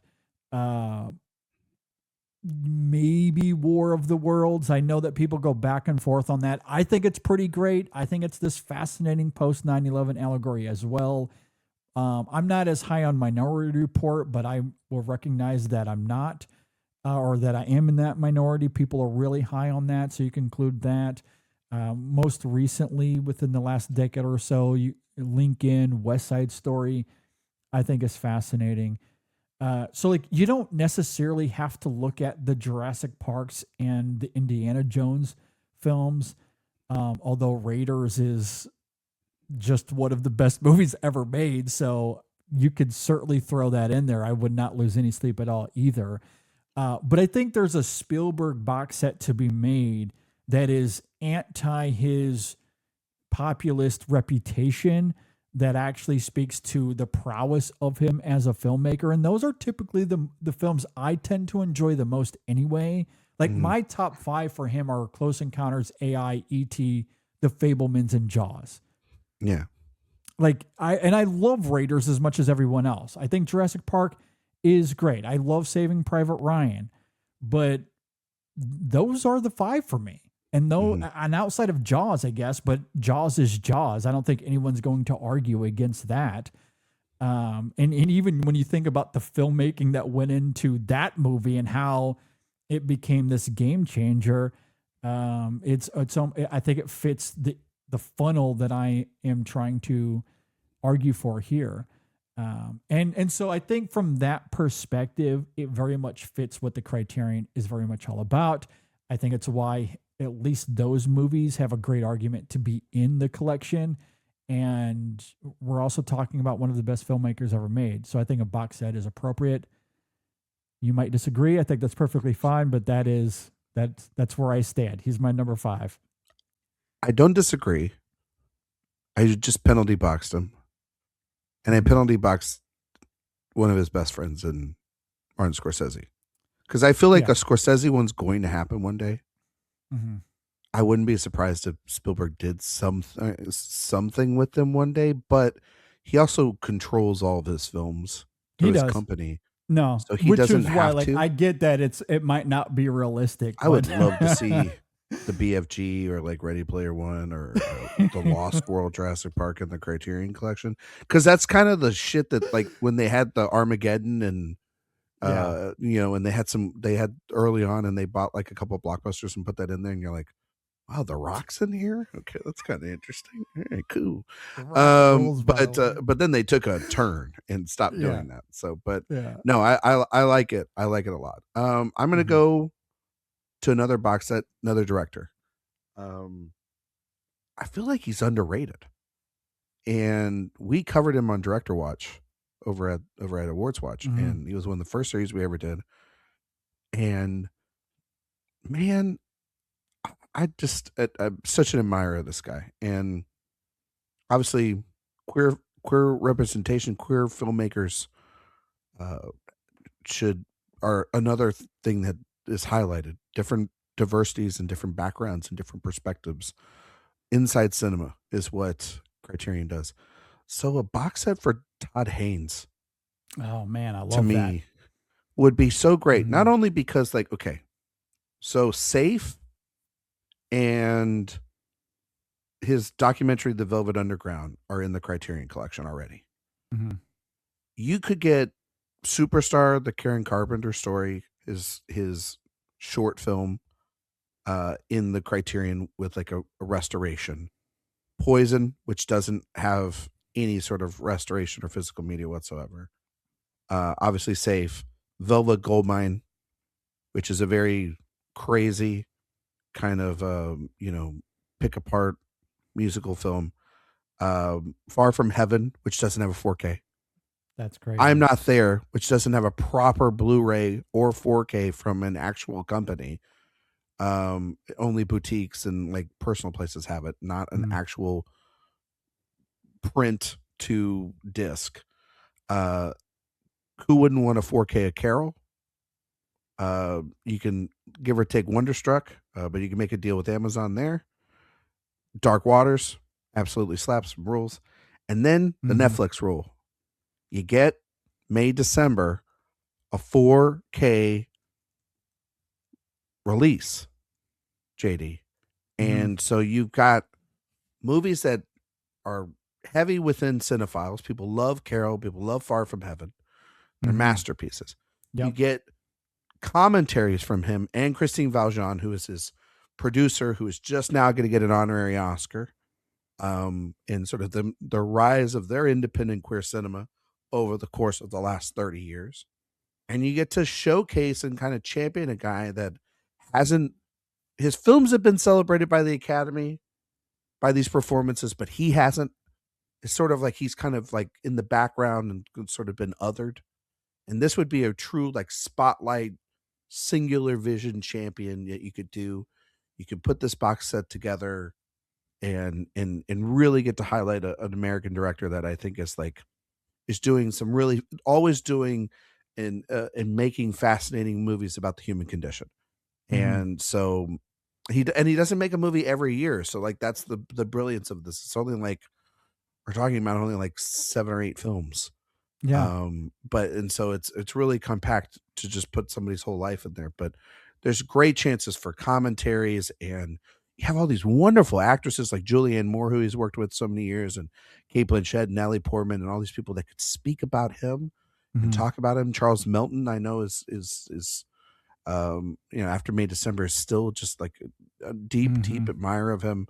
And so again, like it gives a great chance to have commentaries and behind the scenes features and all this different stuff. And then I love it. I mean, Yeah. I'm Not There is like a movie that like deserves to have a 4K. That's one of the great biopic films ever, and it's not really even a biopic film, like the way he deconstructs it all. So Todd Haynes, number 4. No, I deeply love that. I think that's great. He's also a favorite of mine.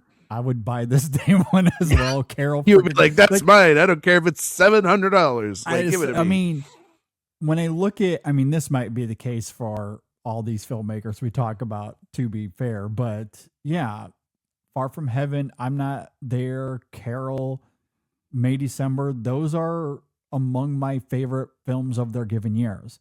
Yeah. Dark Waters it might not have been in my top 10, but I think it's very good. I think it's really good. And I also stood up for Wonderstruck as well. I know that was maybe more middling comparatively, but I'm a fan for sure. Yeah. So he's a great filmmaker. Everything he does is tremendous. Very nuanced, textured characters in his movies for sure. And he gets phenomenal performances as well. So yeah, I would totally be down for that as well. My number 4 is another filmmaker that doesn't have a ton to her name, but I would make the same argument. Every movie that she's made, I'm fairly certain was in my top 10, or if it's not, it was just outside, like in my top 15. But this is very much a me pick. I understand that she is quite polarizing. Oh, I know where you're going. And so not everyone will agree, but that's fine. But for me, I'm going with Lynn Ramsey. Yeah. Lynn Ramsey is one of my faves. Fuck yeah. I'd buy the shit out of this. Yeah. There's only 5 movies, unfortunately. But who knows? Maybe this is something we wait. Morven Caller Hive has been waiting for this box set. Yes. Yes, absolutely. That one's been hard to find. It's on we need to talk about Tubi. Yeah. You know what I mean? You can't even rent it.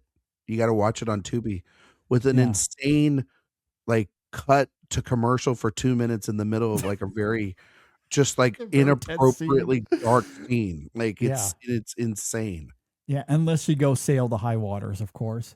But Tubi, God bless them. I do like Tubi. I watch a lot of stuff there, but you do have to deal with perhaps some weird ad placements. Yeah, unless you got to be what, Jack Sparrow is what you're trying to say. Yes, unless you're Jack Sparrow. Well, actually, you don't want to be Jack Sparrow. You want to be Captain Barbosa. Let's be honest. I know who I'm talking to on the other end of this. Like, I will say, since I will do the patented Ryan McQuade tangent here for a moment, absolutely. A rabbit hole, if you will. It's not on my list, but God damn it, Ryan, I heavily considered it. You did, didn't you? Of putting that original Pirates trilogy as a box set on this list. I know you and I are the same thing, where you're just like, can I justify putting a giant Disney Incorporated franchise in the Criterion collection and not get ridiculed the fuck out of in this comment section? And to your point, I know why you had the restraint. You couldn't. Yeah. Yes, I held off that, but I thought about it. I thought about it quite a bit, though. They aren't out there on 4K unless you get like the Euro ones, and they're not very good scans. So, yeah, I would absolutely buy the hell out of that. But also, aside from Lynn Ramsey it being a very different pick, I've also talked quite a bit about pirates this year at various points on the show here, so I decided to just leave that off. Lynn Ramsey, though, just the 5 movies, but every single one of those for me is excellent. And again, she's a bleak filmmaker, hard to recommend, but I just love how she examines the darkness in her films. There is a purpose and intentionality to it. Again, the performances and how they're able to tap into those complexities that she's bringing. And yeah, I mean, selfishly, I would love to have more movies in there. You know, she makes a movie like every 6-7 years or something like that. But I love them, you know, and was reminded of that once again with Die My Love last year, which I absolutely adored. So yeah, I mean, I'm a big fan, and I think she only has one film in the collection, if I'm not mistaken. Only has Ratcatcher. Yeah, which is also great. I caught up with that last year because we did our 1999 retrospective last year, so masterpiece. I was able to finally, and so now I've seen all 5 of hers, and yeah, I love them all. Love all of those. I was thinking about you last year when I saw Die My Love in Cannes. Not to brag. Yeah, I was just thinking about not to brag. I was just thinking about you. I was just like, when I was watching that movie because it's so good, and I was sitting there, I was just like, oh, JD's gonna love the shit out of this movie. Yeah, and you were so right. good. Yeah, you were right, and I wasn't wrong. But yeah, I would love to have like a 4K physical copy of what You Were Never Really Here. Yes, which I think is one of the great films of its year, and like weirdly, that movie's kind of like it's just a fascinating deconstruction. I'm sorry to tell you, I don't like We Need to Talk About Kevin. I find the film to be kind of, you know, just kind of meh. Like it's not like I don't like it, but that's fair. I mean, I love it, but I can't blame anyone for feeling. Yeah, that it's way one of about those where any it's of just these like movies. Yeah, it's like I'm not asking the family at Thanksgiving to like, hey, you want to watch Morven Let's put on Caller? Lynn Ramsey and I'll be Yeah. depressed. Yeah, Just like we're having such a great time. Pull out Twister and let's play the Lynn Ramsey films. You know, but no, I think it's a great. Yeah. I think it's a great box set. I mean, like that's the other thing too. It's like it's just a small box set. Reminds me a little bit about like the Ackerman box set, like Chantal Ackerman box set, where it's like it's small and it's contained. But it's really good. Yeah, I love that. good stuff. Yeah. All right, My number 3. My number 3 is a selfish one. I'm going selfish here. Okay, love it. I'm going with My Guys. Now I'm not going to get too much into his basketball preferences. But I'm very happy Spike for Lee? him. Are we going Spike Lee here? My number 3 is Spike Lee. Like I want a Spike Lee proper box set. Yeah. I will take any era of his films. He has obviously Do the Right Thing, and he has Malcolm X, which are masterful restorations inside the Criterion Collection already. But I would love to see like Crooklyn and Jungle Fever and He Got Game, which is so hard to find, JD. I'd love the 25th Hour to get a proper release. I'd love to even see like She's Gotta Have It. I'd love to see his short films. I'd love them to put the Michael Jordan shoe documentary, like the commercial on a special feature and have Michael Jordan talk about Spike. Sure. I'd love him to maybe even put his documentary When the Levees Break inside it as well too. But he also has David Byrne's American Utopia, which is my favorite film of 2020. But then like Defy Bloods does not have a Criterion, or doesn't have any physical media whatsoever. So I would like that. I would like Chirac. That would be one that gets in there, which is really good. We don't have to have the Old Boy film in there. It doesn't exist, but Inside Man, like there's a lot of great films in here. There's one film, the other film he has in there is Bamboozled, which is a wild film. But Summer of Sam is really great. But there's one film in here, it's called Get on the Bus. And it's about a group of African-American men traveling to the Million Man March. Mhm. And man, JD, I gotta tell you, one, very hard film to find. I saw it on Netflix during the pandemic, and I hadn't really seen it. Like it's not out there. You really got to go and find this thing. But what's so great about it, it's kind of still speaking about a lot of the things that minority groups and African Americans are specifically still talking about in discussion. So it's like a giant political, idealistic conversation with all these great actors inside of it. And so a Spike box set would just be impeccable. Like it would be so vibrant. Just imagine the colors of this thing. I mean, even movies like Crooklyn and Clockers. Like, I'm just thinking about his filmography. He's like a descendant of these great filmmakers. You know, he's a descendant of somebody like Scorsese and somebody like Coppola and all these great New York filmmakers that have come before. And yet he is the definitive director for Black cinema. Like when you think of Black directors, you think of Spike Lee. And John Singleton just got a box set for his trilogy, and I'm glad that he is representative, because that's another voice that I think if he was still around might have been able to have another chance to have like a resurgence, unfortunately, before he passed. We don't have enough Black filmmakers inside the Criterion collection to begin with.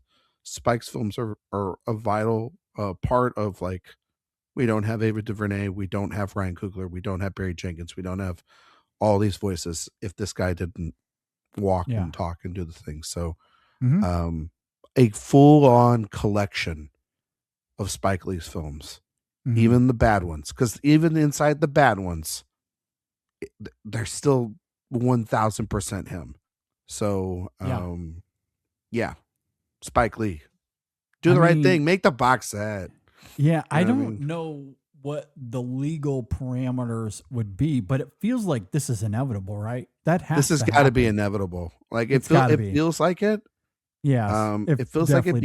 It feels like it because I think that the street, or like the rights, wouldn't be hard to get for his films, because sadly there's not as much of like a profit margin, I guess, selling them individually. But like if you sold them as a group, I think people would.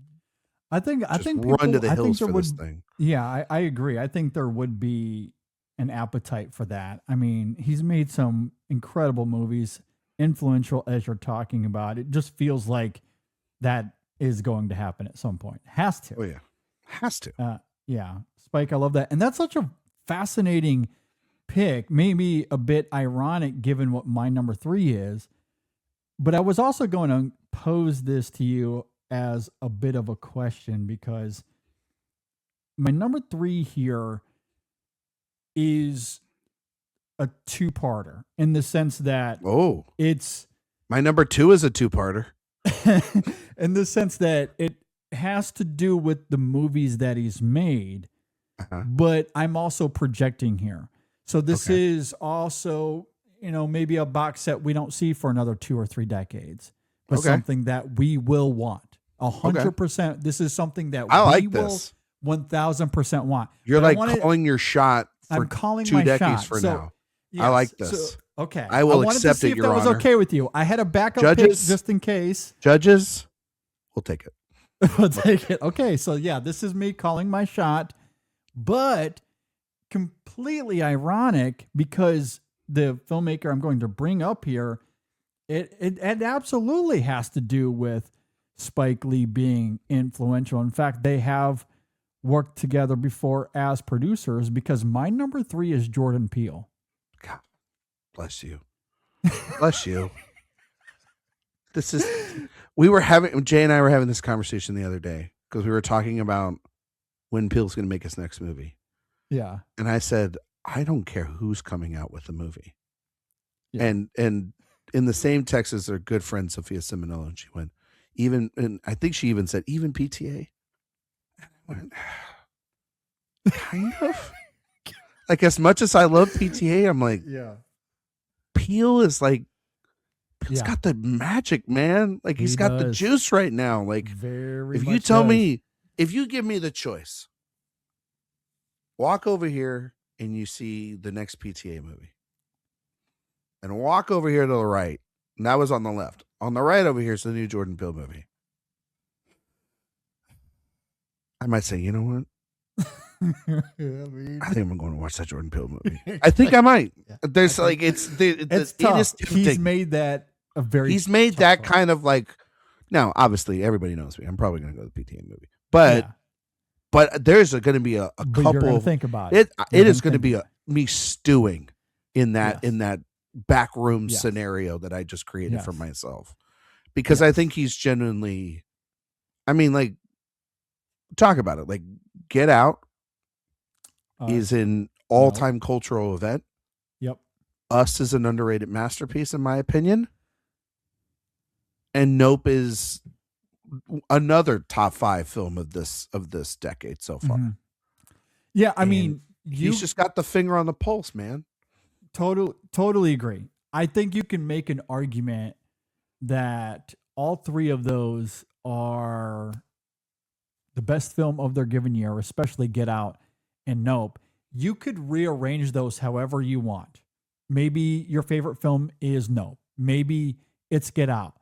It could be Us. I will not argue one iota. Totally get it. I think all 3 of them are masterful in their own ways. And yes, this is a bit of a projection because he's only made the 3 films. But where are we going to sit in 2 decades from now as it relates to this conversation, Ryan? How many movies do you think he'll have in his resume at that point? 7, 8, 9, maybe 10. Maybe 10 total. 10 total. Maybe. Do you I don't have know. any doubt that we'll look back at those 10 and go, nah, maybe a box set isn't worth it? No. So, like, you and I are the floor fully, is the floor. Okay, so like the high for him is like, okay, so he's Spielberg. Yeah. He is the Spielberg of a generation. He is one of the great masters of cinema, period. Mhm. The floor is he's M. Night Shyamalan, I think, higher than that. which is like, no, but like, hear me out. Like, listen, I unapologetically love M. Night Shyamalan. And I love M. Night. Yeah, that's not a So, dig at like, M. Night. But what I'm saying is like, he's in his Sixth Sense, Unbreakable, Signs, The Village. Yeah, that's realm. fair. I think that's a fair. Now, M. Night that's an apt had comparison. bumps in the Yeah. road, right? Yep. That's where Peele's had it in the more of the producing realm rather than his films, which is kind of smart. Yeah. Yeah. Now, on the directorial side, there could be like movies that others appreciate more than others. Yeah. If there's not outright bombs, then he's cleared M. Night in that case. Yeah. But like, there it's are hard to people. see a lady in the water on the horizon. Well, okay, yeah, that's mean. Like, Lady in the Water. I know. It's not a bad movie. You made that for his kids, you jerk. Like, you make a movie for your kids, and I'll see it. And if you want to go out there and say, now, if you want to get on him for The Last Airbender, 1,000% understand. I'm sorry. Yeah. You really can't get on him actually for After Earth, because that was mostly Will Smith and his son's fault in the studio. Like, he doesn't even want his name on that. Like, we can go down the whole thing about M. Night if you want. He's turned it around, though. M. Night has become M. Night again, and God love him for we it. stand trap in this house. It's so good. Can you believe he's going to do a movie with Nicholas Sparks? I can't, no, but it sounds so fascinating. Man, I want to meet the guy that took the craziest drugs senses. that greenlit that partnership. I'm going to tell you. I might Dude, need to you buy have- some of what he's selling. I have an idea. I know it sounds crazy, but hear me out. What if we M. took Night? What if we took Nicholas one of the most popular horror directors ever, and we partnered him with the guy that sells your mom a book every November? Like, what if we did stopped that? making his movies in 2017 because nobody gave a damn anymore? Oh, and by the way, we're gonna put Jake Gyllenhaal, one of the most questionable box office draws right now, and we're gonna make him the lead of this, and it's gonna be a supernatural romance movie, and we're gonna know sounds great. nothing about this thing. Anyway, Yeah. sign me up. Brilliant. Yes, that is a genius idea. Will I be there opening day in February? 100%. You better believe it. I smell a masterpiece of either Yes. of trash or of quality. Exactly. There's no matter middle what. ground. Exactly. Yeah. But anyway, Anyway, no, I think don't see that's an great. After Earth on the horizon, I guess is the point that I'm trying to make. But, you know, maybe I mean, I'm sure there's going to be something that comes out that we debate and some people love and some people don't, you know, a la Disclosure Day or something like that. But I think generally, when we get to that point where he's made 7, 8, 9, 10 movies, I think it's mostly going to look like, I don't know, Tarantino's made 10 movies and we might debate those, but generally he's looked at as a, you know, highly favorable filmmaker that we all adore to some degree. Like that, I think is the floor, is Tarantino. Okay. The ceiling is he's the filmmaker of this generation. Yeah. Man, that's high praise. But I mean, it's only 3 films in, so I like, who's to say? But I do think those 3 films are masterful. 3 of the best films of their given years, hands down.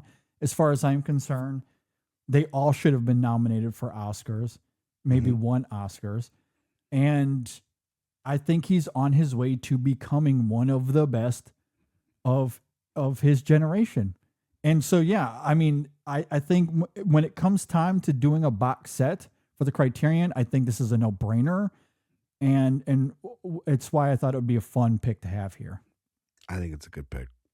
I think it's you're putting your chips in the middle of the table. I like it. Big time. I like it. Yeah. All right. So that's my number 3. And your number 2. My number 2 is complicated.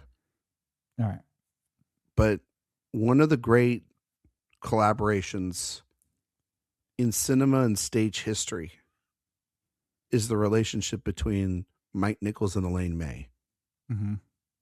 And the course of their filmmaking, of her writing and his direction, they weave a tapestry within their lives of necessity, of breakup, of turmoil, and then reuniting towards the end of their lives. And it's towards the end of their careers, and it's fantastic stuff that they have. Mm-hmm. They also have movies that call in response to one another, which is essential in talking about their relationship. Mm-hmm.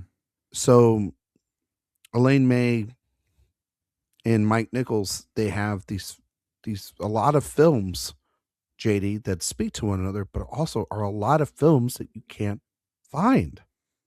You can't find out there. And one of the driving forces for Elaine May to make films was Mike Nichols. Mm-hmm. So I would propose a Nichols and May box set. Now, Mike Nichols has fascinating 2 films in the Criterion Collection. He has The Graduate, which is an all-time masterpiece, and he has Carnal Knowledge, which is I don't know if you've ever seen Carnal Knowledge, but it is a very for the 1970s very provocative film, and one of the great performances from Jack Nicholson. And Elaine May has Mikey and Nikki in the Criterion Collection. The Graduate its counter is a holy grail film in cinema physical media lore. And that, of course, is The Heartbreak Kid. And so, for the love of God, someone save this masterpiece. Because the only way you can watch The Heartbreak Kid is either if you buy the $200 DVD that is out there on eBay that are being sold that are like terrible quality. Watch it on YouTube in pretty much shaky condition. Or if you're like Jay, you go and watch a pretty dinged up print of this film in person. Then there's a movie like what Mike Nichols has, Silkwood, which is one of the great films ever and one of the great Meryl Streep performances ever. And that film is nowhere on physical media to be found. You gotta be Barbosa for that thing. And you gotta be Barbosa for a lot of his movies in general. And there's not a really great, and one of the great blunders in the history of cinema is Ishtar. And if Heaven's Gate by Michael Cimino is in the Criterion Collection. Ishtar should be in the Criterion Collection because that is a wild film that connects her to Warren Beatty, and Beatty's got stuff in the collection as well. And then you could put their connections back together, which they just released primary colors on 4K from Shout Factory. They could put that in here easily. But then you could get one of the great comedies of all time, The Birdcage, on 4K or on restoration. And this great reconnection in one of the best films of the 90s. So I just think when we did May and Nichols on the show, and their films really speak to one another, the collection of things that you could find from conversations, they're both massive characters and they tell a story. And that's the kind of great thing about Criterion. They love to have stories and connections and things. It would be one of the more eccentric but essential box sets they ever made. So I'm going with a Nichols and May box set. Yeah, I mean, that would be phenomenal. I mean, you're talking about some of the best movies ever made, a duo. You want to talk about sense together? Yeah. Film bros and cinephiles losing their collective fucking minds. Like, this would be one that, like, I listened to The Big Picture, and they have their physical media council, and Sean Fennessy was talking about how these are hard films to find, and I can say, doing a Mike Nichols series, his early stuff is very, very hard to find because they were bought by smaller companies and made by smaller companies that are now owned by, like, the people that own the Heartbreak Kid stuff is like a pharmaceutical company that just don't want to give up the rights because they're assholes, like, you know. And so but in a perfect world, I think one day Criterion could get their hands on it and restore that'd be great. it. Yeah. Yeah, that would be a great excuse as well for me to catch up with some of these. I've seen A New Leaf. I've seen Mikey and Nikki, I think. But The Heartbreak Kid, I need to see. Ishtar, I would love to catch up with as well. I'm telling you, like, I know you love The Graduate. And I love The Graduate. Yeah. The Heartbreak Kid is a direct answer to The Graduate, and it's a better film. Interesting. Which is crazy because The Graduate is The Graduate. You know, like I'm not making, like, it's some movie. It's literally one of the defining films of its time, and yet, like, she made a movie that's like eerily is in that same vein, which is great, and it's hysterical. Yeah. Charles Grodin, what an all-time performance. Two great filmmakers I adore, and obviously I haven't seen everything, but would love to. So yeah, that's a great set that I would love to get my hands on. So yeah, hopefully Criterion can make that happen. Damn these small weird pharmaceutical I'm telling companies. you, some of these things, there's just these small weird things. You're just like, wait, that's a real place that exists. Like, what? How did they? Yeah, it's nuts. Crazy. For my number 2, this is essentially my version of your Spike Lee pick. This is one of my guys. This is, in fact, maybe the guy for me, or arguably my favorite filmmaker of all time. And I'm fairly certain all of his films are close to them. You can get them individually, but there's no box set as it stands currently, although there's been rumors and suggestions for a long time, which is why I don't think we have to spend a ton of time here. But number 2 for me is Charlie Chaplin. Oh yeah, I need that's gotta that happen, box right? set. Yeah, it feels inevitable, but just some of my favorite movies of all time. Again, another one of those filmmakers where you could rank these however you want, and I would completely understand that. Modern Times is probably the film for me. That's a top 10, top 5. I think it's a top 5 movie for me. But The Kid is right there as well. So City Lights, of course, The Gold Rush rules. And someone like you're talking about with Spike Lee and his short films. Obviously, Charlie Chaplin has a ton of short films, some of them very hard to find. So a box set would be great for something like that as well. I've seen a bunch of them. I have not seen all of them. So it'd be another great excuse to catch up with all of his short films. But yeah, Chaplin is just one of those quintessential filmmakers for me. Always very funny, but there's always this deep humanity to his movies as well Mhm. that I love.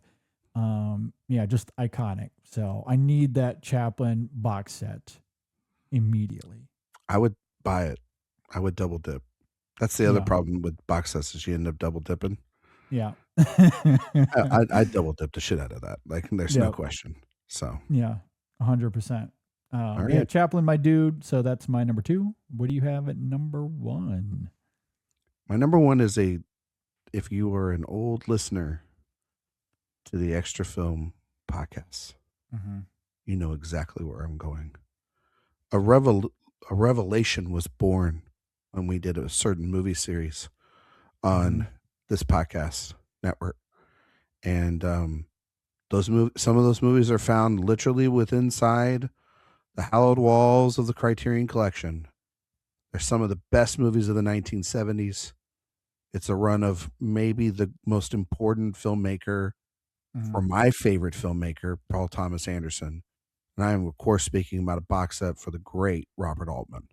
Yeah. Robert Altman feels like the perfect person, much like Stanley Kubrick, to get a box set from Criterion.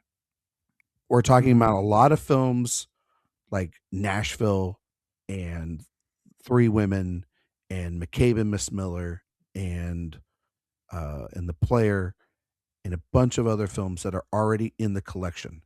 But there are a bunch of other films as well, JD. His run in the 80s is completely just doesn't exist in terms of, in terms of any type of restoration whatsoever.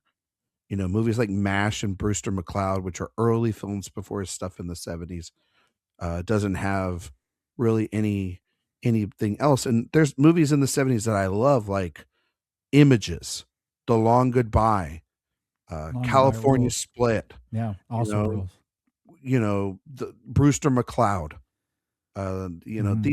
These films rule. And then there is the quintessential masterpiece that is also a masterpiece for people, and that's Popeye. A 4K restoration of Popeye has to exist on some sort of planet. But then, these boutique labels have picked up, like, Come Back to the Five and Dine with Jimmy Dean. Secret Honor is a film that has a DVD version of that film in Criterion, but not a restored version of that. And then Shortcuts is in there as well in the Criterion Collection, along with The Player from that run. But then obviously there's like Cookie's Fortune, there's Gosford Park, there's a Prairie Home Companion. This is his later stuff as well. Robert Altman is literally one of the great independent filmmakers ever. They literally give out an award at the Indie Spirit Awards every single year called the Altman Award, and it's for the ensemble of the year. He is important to somebody like Paul Thomas Anderson, to Christopher Nolan, to all the modern masters in the 90s, but also is a contemporary of Spielberg, of Scorsese, all these guys in general. He deserves his own place in the sun.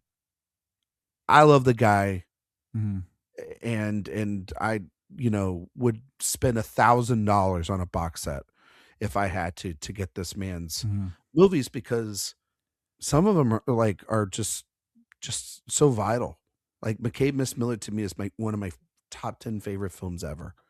That series that we did here, myself and Jay, is one of the best series we've ever done, and was kind of the purpose as to why you and I like cinema. We as Discovery, like when you and Brendan did the Chaplin series, that's a place to discover. So then of course you would want him to have that box set, because because not only are you getting to re-see those movies and see them restored and given a proper platform, but you can then get to physically hold those memories. And that's the kind of beauty about the Altman box set, would be to get to remember those moments that we made on the show. So what I'm saying is that if Criterion cares about the relationship that JD Duran and myself have, along with Jay Ledbetter and Brendan Cassidy, they should give us this box set and give all of us 4 free copies. That's what I'm saying. Exactly. we will promote the living shit out of. Yes, that we will. Yeah, no, I deeply love that. Yeah, Altman is a high honorable mention for me here as well. In fact, if I was doing a true 5, obviously I wanted to have some variety here, but on a true 5, Altman would be maybe number 2 for me on this list, 2 or 3 for Nobody sure. would get mad at that one. Yeah, too, nobody. right? Yeah, I mean, I love that you're championing some of these other films from the 80s. And that's another great reason to have this box set because, like a lot of others, his 80s output is more of a blind spot for me. It's a bit weak, but it's also like that's where he got put in a little purgatory. But like people rediscover stuff, and there's some Sure. good stuff inside Yeah. there, you know? Yeah. And of course, he comes back in a big way with The Player and Shortcuts. Those are tremendous movies as well. But I mean, obviously, it would be worth it just for that 70s run. I mean, that is I'm telling you, if it went from all-time MASH, stuff. if it went from MASH to Popeye, I mean, just unbelievable. we're talking about maybe the greatest box set ever. Arguably, yeah, Maybe 100%. I totally agree. because there's like Yep. like about a dozen 5 out of 5s or 1.5 out of 5. Yeah, several masterpieces there. Yeah. Yes, We're talking a about lot of like movies that masterpieces. like defined a Yes. man's life and also like cinema. Like there are Yeah. movies in there you look and you go, oh, like everybody cross talking over each other and everything. Yeah, that's literally Noah Baumbach's career. You know, like there's stuff in here like, you know, one time I got to speak to Noah. I spoke to Noah a couple of times just in person. And when I watched White Noise, I said, your movie reminded me a lot of Robert Altman. He was like, you're the only one that said that. And that's absolutely what I was thinking about when these people were talking. I'm like, well, then that's good. You know what I mean? So it's like, Yeah. he's embedded into the Yes. cinema. Big time. Yeah. Just like Cassavetes is. Like Cassavetes is revered and he has his box set. Altman's that same way. This has got to be one. This has got to be one of the best filmmakers ever made. Yeah, Yes. I am totally there with you for sure. But what's your number one? My number one, I don't have to spend a lot of time here because this is, again, like Chaplin, one of my all-time favorite filmmakers. We covered this in a movie series some years ago as well. God, please give me Terrence Malick. Yeah. I That's need gotta that happen, Malick. right? Need that. Yeah, that's. I have to fathom it's going to happen. I think he has 5 movies in the collection as it stands currently. Maybe they're waiting like the rest of us for that Jesus movie to come out. If it ever does come out, who knows? Yeah, it's like his modern films and A Hidden Life are the only ones not in there. Yes. But like his first 5 are in there. Yeah. Yeah. But I think the modern films are so fascinating as well. Oh no, I think they're great. Yeah, There's some real fantastic. which is Yeah. Listen, Jay and I did that series, and that's his favorite filmmaker as well. And I know he's high up there for you. Yeah. And I gotta tell you, I found some new respect for those modern movies. You know, Mm-hmm. there's some wild shit. You know, Wild, but I Yeah. love it. but I don't actually have a problem with any of his films. There's not Yes. a single one I don't like. Yeah, totally. There's fair. too much meat on those bones there, man. Oh my gosh, incredible. And then Yeah, JD, I was literally thinking about the Tree of Life the other day. It was Father's Day. I had brunch with my dad. And then I told my wife, I think I want to go home and watch the Tree of Life. And she says, you need to get a life. forget the tree. You need to get a life. You get out of here. You know what I mean? Yeah, I mean, yeah. But that's like the thing. There's images and moments. You just think about with that guy. it's I mean, the Tree of Would Life a is box set come out? What's more likely? Us see the Jesus movie or get a box set? I mean, selfishly, I kind of want to wait for the Jesus movie just because I You think think that's the way of the wind would be such a remarkable cap to it all. I think that's going to be it for him too. Yeah. It's just Yeah, like, absolutely. that's The incentive to also do it now is he's like 86 years old. it. Yeah. So if you want to do something with him and get his commentary on stuff, now is Now's maybe the time to do it for sure. And also the other cool thing about doing a Malick set is you think about all the stories that people have, good or bad, but you talk about behind the scenes stories that people have about Malick would be all the footage, entertaining. Yes, all the things he cut. Yeah. That would be entertaining on its own, just to hear people talk about that experience. And then they'd also be the most beautiful films put Ever to film, Yes. ever made, Remarkable. on 4K, locked in Just a box set. Yeah. That would be the quickest $600 or whatever. Whatever they cost, I would pay it. Whatever it is. Like, I don't won't worry, take honey, out we're not another eating credit for a card couple if weeks. I have to, just to get it. Yeah. Yeah, we're not eating for a couple weeks, and school supplies are going to be a little low this year. We got the Malick set, which is important. It'll keep us warm when the bills are coming in. And exactly. Turn on the lights. Well, we're running kind of long here, so maybe we'll forego honorable mentions. But safe to say that there are certainly plenty of other great filmmakers that we would certainly have. Can I just give one honorable mentions? Yeah, sure. Pedro Almodovar. That's a good one. Yeah. Come on. That's a good one. Yeah. I really wanted to have Spike Jonze here too. I thought about that. Spike Jonze. Yeah. Thought about Todd Field, because that's like 3 movies. Yeah. That'd be a good one too. You know who I also thought about? What? I thought about Jeff Nichols. Yeah, I have Nichols and Reichardt both here as honorable mentions. Reichardt would be awesome. Yeah, I would love that. Nichols, I just want to Take Shelter in the Criterion Collection. Can we do that? Like that feels like a movie built for the Criterion Collection. I agree. Yeah. I'm surprised that Take Shelter isn't there. It certainly feels like it should be. Yeah, or Shotgun Stories, one of those two. Yeah. I mean, obviously I'll push for Midnight Special too, but I mean, Nichols would be an awesome box set. Again, I would spend that money immediately. Yeah. Well, Ryan, appreciate you being here. This was a ton of fun, my friend. Thank you, sir. Thank you for having me. Absolutely. Why don't you go ahead and plug Awards Watch, your podcast, everything you're doing over there? What's going on? Well, you can find me on Twitter, Instagram, Letterboxd, Blue Sky, Ryan McQuade 77. You can find all my work at awardswatch.com. If you like podcasts, I got the main show that's over at awardswatch.com that's released on Mondays. Mm-hmm. And if you like hearing me and Jay talk about filmographies, we are in the middle of finishing our Christopher Nolan movie series leading up to The Odyssey. And so this week's episode is, what week is this? I think this week's Interstellar.